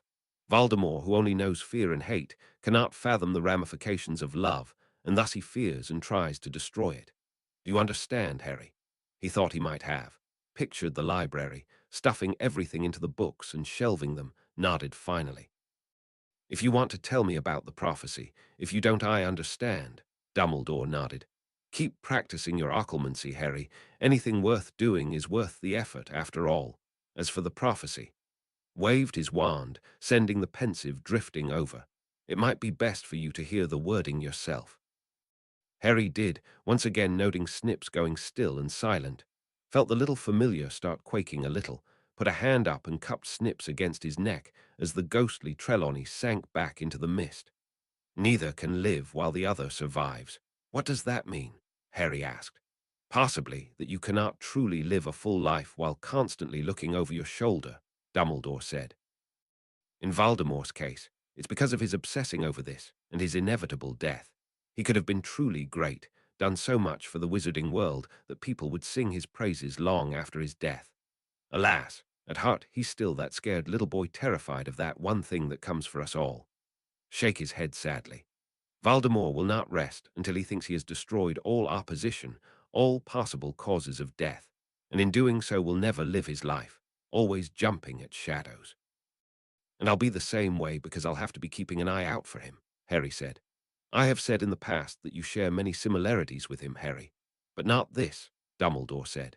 I doubt you fear death in the same way he does, and your concerns lay more with others' well-being than he would ever entertain. No, Harry, I don't think you'll end up falling into those same pitfalls. Rather, I think you'll come out and into the sun, because you've never been afraid of reaching out to others. Harry nodded, not quite looking at Dumbledore, staring without seeing one of the spinning trinkets on the shelves. One of us is going to end up killing the other in the end, aren't we? I cannot see the future, Dumbledore said heavily. I would prefer you not have to deal with that burden, but I will not lie and tell you that Voldemort sees an alternative to that. Harry huffed at that. I wish he'd just get a life. There's too much I want to do. I don't want to have to put it on hold because someone wants me dead. Understandable, Dumbledore said. And while I can, I will help you to do so. The best revenge, I am told, is living well, and in doing so you have found the power that the Dark Lord knows not. Harry looked at him. You see the beauty of the everyday, the joy of living, of being with others. Voldemort does not, so no matter what he does he will come out the loser. Harry wished he could believe that fully, glanced at Snips when the little familiar gently bit one of his fingers. So, the weapon he was looking for is one he can't ever wield. That is the best summary of it, yes, Dumbledore said, nodding as he leaned back in his seat, waited patiently as Harry digested all this. Was there anything else you wanted to ask me? Can't you read my mind and find out? Rather, unsurprisingly, constantly skimming someone else's mind is considered impolite. It also makes conversations rather boring, as one person ends up doing most of the work. Harry frowned thoughtfully at that. Does that mean two legimens can have a conversation without speaking? I did try seeing if that would work with Severus. Results were inconclusive, as he was by nature rather suspicious, in addition to being an accomplished occlumens, not to mention rather prickly. I had heard of certain branches of magic in Tibet that dive quite strongly into what the Muggles call psychic powers. But alas, I haven't the time to pursue that line of information any further. Perhaps one day, he sighed, staring out the window. Harry felt that this was probably a sign of dismissal, couldn't resist asking one more question. Professor, Ron and I, and Hermione and Draco too, we were wondering why I didn't make prefect. He noised. That was fairly heavy in our discussions, but eventually we agreed that you being an honorary Slytherin muddied the water a bit too much. I knew it. Chapter 83, in which centaur conversations occur. Chapter text the rest of the term went without incident, Harry and Ron mostly spending it relaxing outside now that their owls were over, with Hermione pacing fretfully and worrying over her results. Hermione, it's done, it's over, don't sweat it, Ron said. You'll get your marks in June, same as us. Think of all the other things you'll be able to do over the summer, since you won't have homework, Harry offered. That's it, that's what's bothering her. What's bothering me is you two being so blasé about it, Hermione snapped. A dark wizard wants me dead, Harry pointed out. In the grand scheme of things, that kind of puts something like grades into perspective, don't you think? Hermione made a face at that, huffed, and resumed her stalking. She's mad because she doesn't have a comeback to that, Ron told Harry, perked when he spotted Hagrid coming out of the woods. Hey, Hagrid, how's finals been treating you? Treatin' me right well, Hagrid said, beaming. Thinking everyone did right well, plus I got myself an assistant for gameskeeping. Really? Harry asked, twitched in surprise, Hermione stopping dead and Ron scrambling to his feet as someone taller than Hagrid came out of the woods and joined him. Meet me little brother Grop, Hagrid announced, looking so pleased he could burst. Brought I am back with me after me liasoning with the giants. Been teaching I am how to conduct himself, and Dumbledore agreed to his apprenticeship over the summer, see how he does. Say hello, Grop. Grop beamed and waved. Wait, Ron squawked. Was this what Ferenza was talking about when he said the attempt isn't working? Yeah, he was that opinion during the dicey parts. Is this why you've been all bruised up? Hermione asked. Haven't our work with I am about how he expresses himself, yes. You have a brother, Harry asked. Technically me half-brother, but Hagrid wrapped an arm around Grop's midsection, the highest part of him he could reach. What you lot think? I'm speechless, honestly, Hermione said. Despite saying that, she wasn't that speechless for the rest of the day. Hedwig sought out Snips the next day. Ferenza wants to talk to you. The centaur, Snips asked, almost startled off his perch. Why? I asked. He said it was personal, she said, looking a little miffed at that. I'll keep an eye on Harry while you're gone. Snip sighed, gave Harry an affectionate nip on the ear before flying off, Hedwig settling on the young teen's knee. Why a centaur wanted to talk to him specifically, he didn't know. He found Ferenza examining the gardens between the greenhouses and the castle, careful not to wander too close to the forest. Do you even understand me? Snips asked, settling on a limb well out of reach. I understand the language of the familiars, Ferenza said, looking up. We have met before.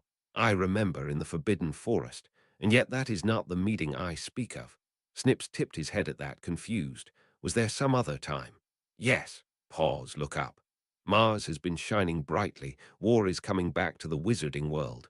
You don't need to look at some distant planet to see that. You have a noble goal of keeping Harry Potter safe, but that will only get more difficult as time goes on. Again, this is obvious. Look down at him finally, and yet this was not the role you were intended for at this juncture.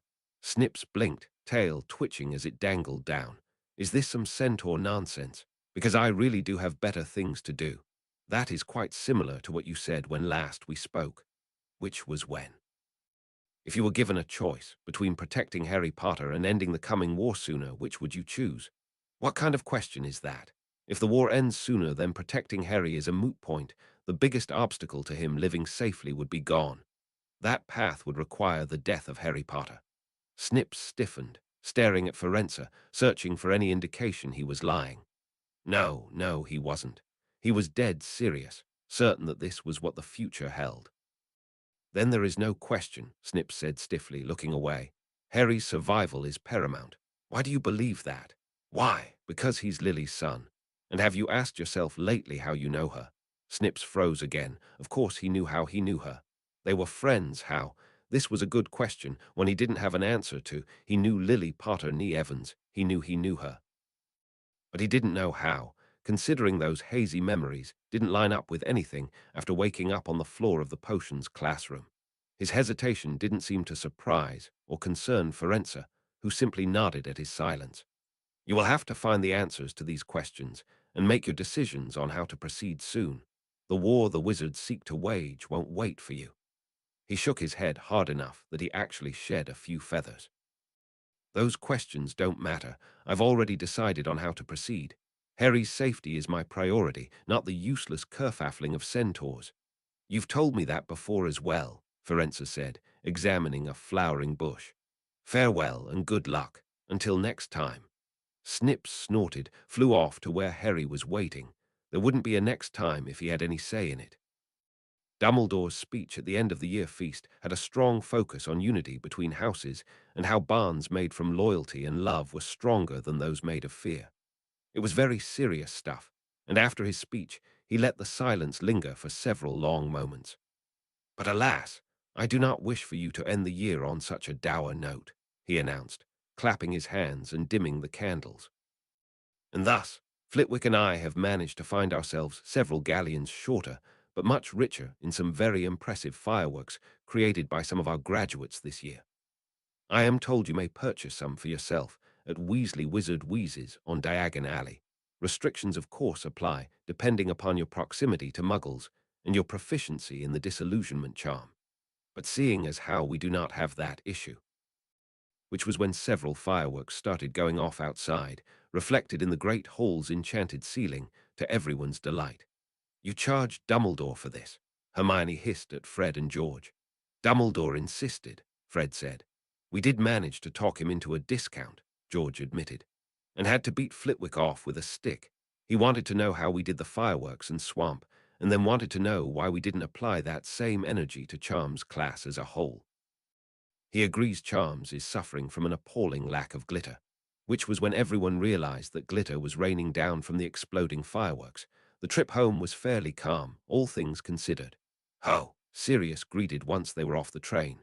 I already told Remus you were mad at him. How long do we expect this to last? Remus asked, looking amused. Honestly, Harry had gotten over it once he had a decent night's sleep. Give me a couple of days, Harry told him. Alas, Remus, you're in the doghouse, Sirius sighed. So are you, Remus pointed out. Sirius opened his mouth to counter. Actually, yes, that's true. Your insistence came back to bite you, didn't it? Narcissa asked. Like a dog biting his own tail. I've had to deal with dog puns, haven't I been punished enough? Remus asked Harry. I guess so, Harry said. So maybe one day. Fair enough. Chapter 84, in which the twins are gainfully employed. Chapter text. Since Harry, Ron, and Draco had no homework to speak of, Sirius had a proposition to add to general defense courses to keep them occupied. That was, learning how to be animagi. That does sound cool, Ron said, nodding. It is cool, mostly because you can do this, Sirius said, turning into a dog and running off to the woods, coming back with a big stick. Granted, you likely won't turn into a dog, Remus pointed out. This is rather like a corporeal patronus, where it differs from person to person. Also, Harry, I need you to be an animagus before you get married, Sirius told him once he was back to being a person. I need to know which puns to shoehorn in. Puns, Harry echoed, feeling lost. Yes, when your parents got married, I managed to get 69 dear puns into my best man speech. Probably could have managed a few more, but the number made me giggle. Nope, still lost. Why is the number funny? Ah, no, Remus said, clapping a hand over Sirius's mouth and hauling him back. He'll tell you when you're older. Sirius managed to get his mouth free. You're kidding, right? He's almost 16, and he still has his innocence. Let him enjoy it a bit longer.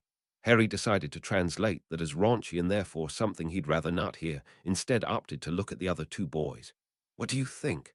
Ferret, Ron said, pointing at Draco. I'm calling it now. Seriously, Draco demanded. Seriously, Snake is too obvious. So you can't exactly pick what you turn into, Harry said, pitching the question at the adults. No, Remus said, finally deigning to let Sirius go, mostly because he had turned back into a dog and was licking at him with vigor. Gak ppbth, stop that, bad dog. Sirius shook himself and turned back to normal. It'll be a normal animal, No magical creatures, sorry, but you're not turning into a dragon, and it'll likely but not necessarily reflect your personality. So, since my patroness is a stag, will I turn into one? Harry asked. If you do, I reserve the right to call you Pronkslet. But this isn't likely, Remus said. Besides, remember how I told you that this would be dastardly difficult. Which is when they went over the process with them at the kitchen table, Remus with several books spread out and open to certain pages alongside a larger sheet with a lot of writing and doodles on it.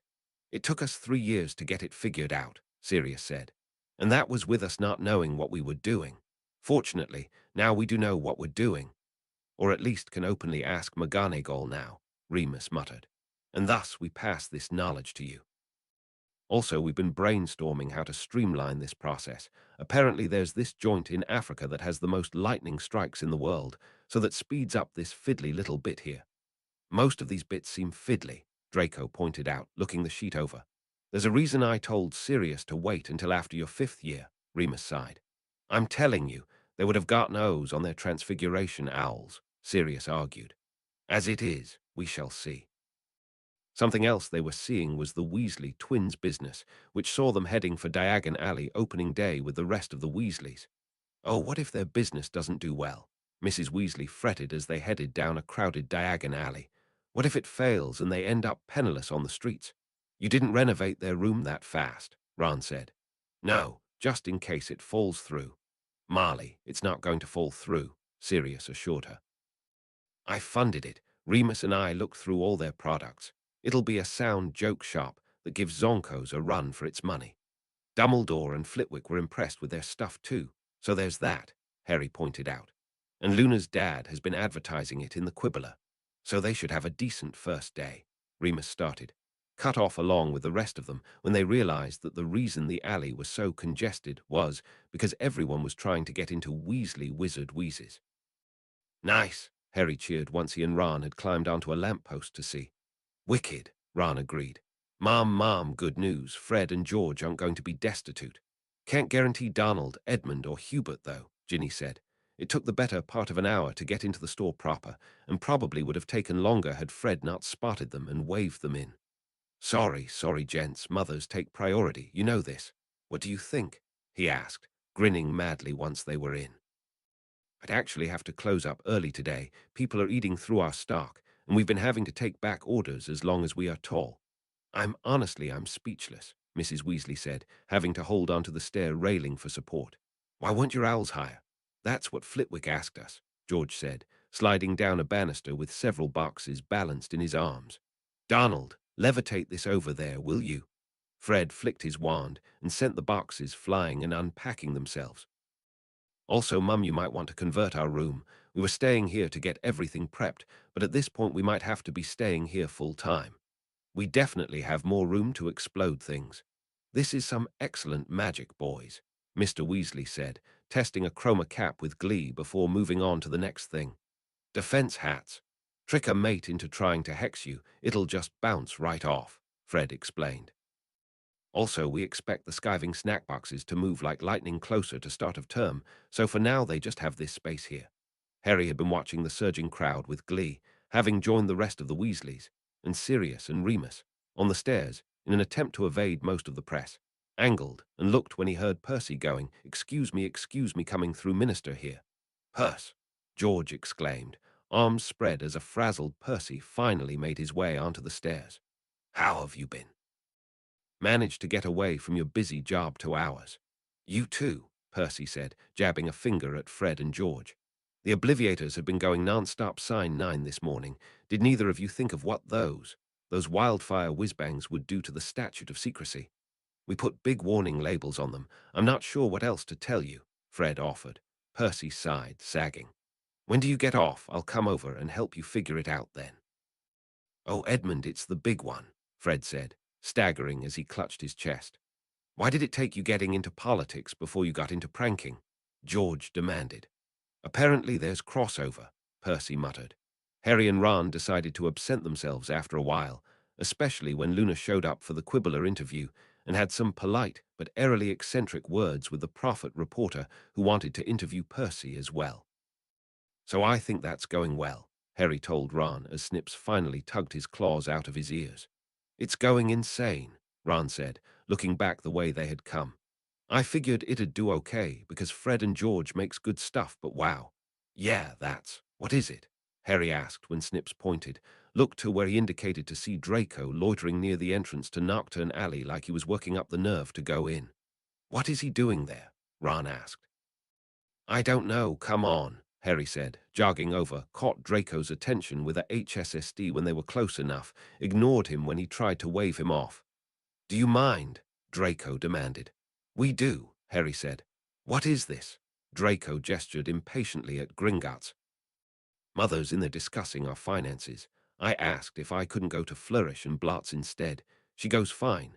I come out here, had to stare at the crowd outside of Weasley Wizard Wheezes. We were in it. It's impressive, Ron confirmed. And while I'm trying to see a way through, I spot Father ducking into Nocturne Alley with Mr. Crabbe and Mr. Goyle. Harry blinked in surprise at that, mostly because he didn't think 3 identified Death Eaters would be allowed to walk Diagon Alley so freely. How were they not busted? They're in disguise, but I recognize Father's walk, Draco said, glowering at the cobblestones. Okay, next question is what are they doing in there? Ron said, peering down Nocturne Alley. I already know what they're doing. They're heading to Borgin and Burke's, Draco said. Father has a line of credit there. He might be trying to cash in. So then the next question is how do we get in to confirm? That's the part that's been tripping me up.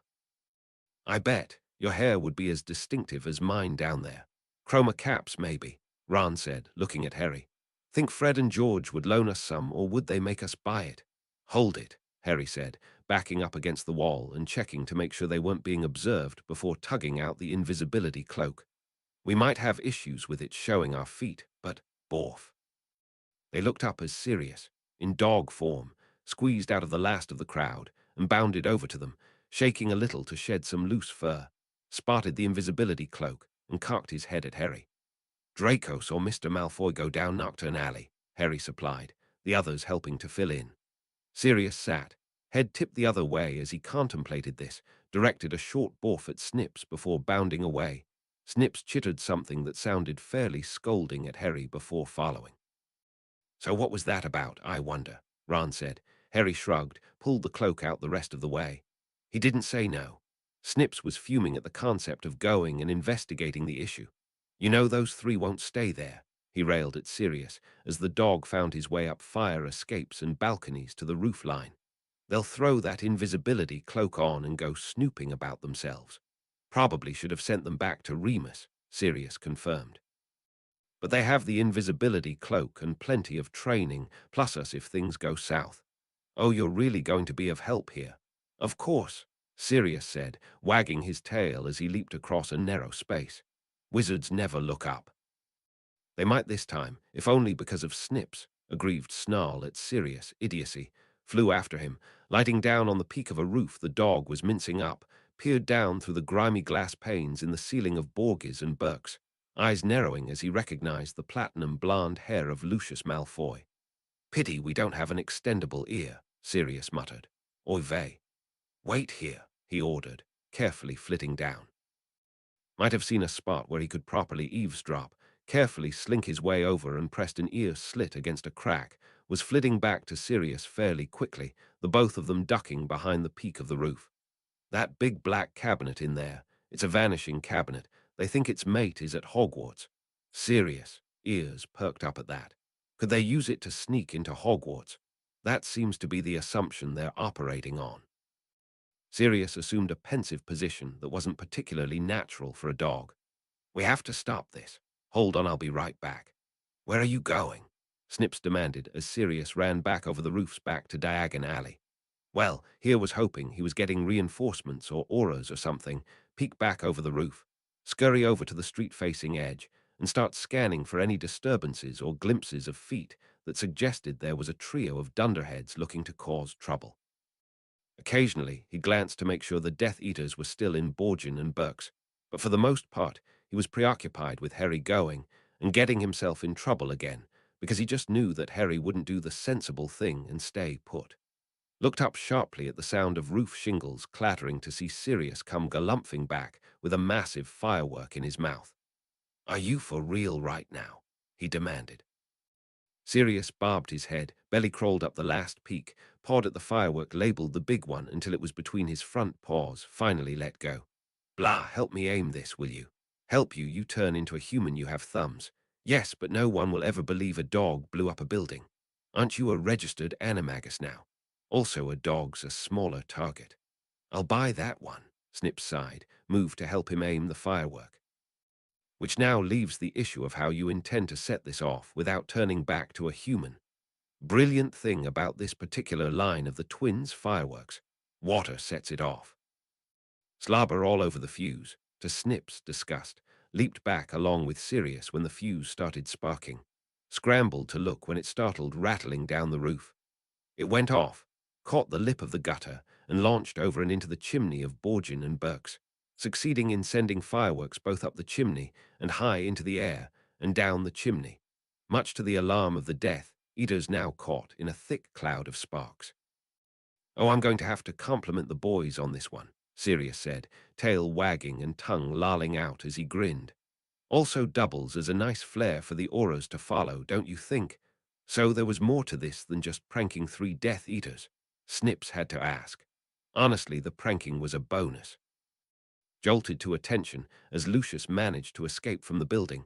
Both of them looked sharp when the man went down to a full-body bind, Snips just barely spotting a trio of wands poking out from under an invisibility cloak and trained on the door. Of course those dunderheads would do this, Snips groaned, tugging at his lower eyelids. Hey, at least they're using the rubbish bin as a shield, Sirius pointed out. Barked as the other 2 Death Eaters and the proprietor went down as well. Good boys. Now get out of here before you're caught. The same goes for you. Snips barked, snapping his tail at the dog before diving into the alley, twisting and following the last wand tip right as it slipped under the cloak. Ow, hi, Snips, Harry said, doing his best to shield himself from Snip's fury. Don't you hi me, you idiot boys, get out of this alley before you're caught, Snips spat, hopping up and down and pointing back up the alley. At the very least, they hastened to obey, plastering themselves against the wall so they didn't get run over by the gaggle of auras stampeding the other way.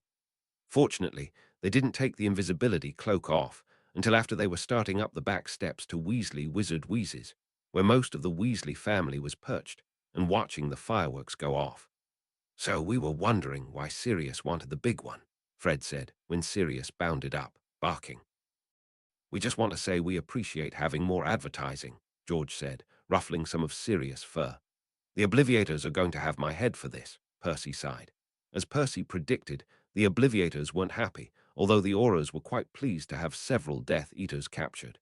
Harry, meantime, had noticed that Draco had absented himself, asking Snips had the little familiar pointing up at the balcony again, sending him upstairs to check on the other teen. You okay? Harry asked, easing against the railing next to him. No, Draco said, glaring at nothing. How do you even address this sort of thing? I was crucial in the capture of my own father. He was going to break into Hogwarts and that'd be awful, but... Thump a fist on the railing and look away. It's not really something that untangles easily, Harry agreed. Because that's your family, and those were family friends you grew up with. No one wants to have to make those decisions. No one wants to be in those situations. You're not going to try to cheer me up, are you? Because I'm not in the mood. No, Harry said, looking out across the alley. But I'll stay here if you want, so you're not out here brooding by yourself. I'm not brooding, Draco muttered half-heartedly. Didn't tell Harry to leave, though, and they stood there staring out across the sea of wizards until they were gathered up to go home.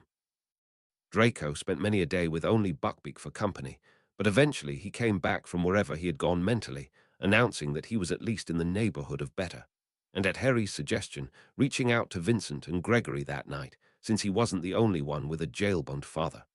I hate this, Harry told Snips as they watched Joe fly away. Valdi is just screwing families up, making people pick sides, and how do you come back from this? When everything's said and done and the dust settles, how do you pick up the pieces? Snip's response was to pat Harry's jaw, leaving him to nod and stare out into the night. Someday, hopefully, he'd understand all this better. Maybe someday it'd all make sense. But in the meantime, he was left with the certainty that there'd be more shattered families before it was all over.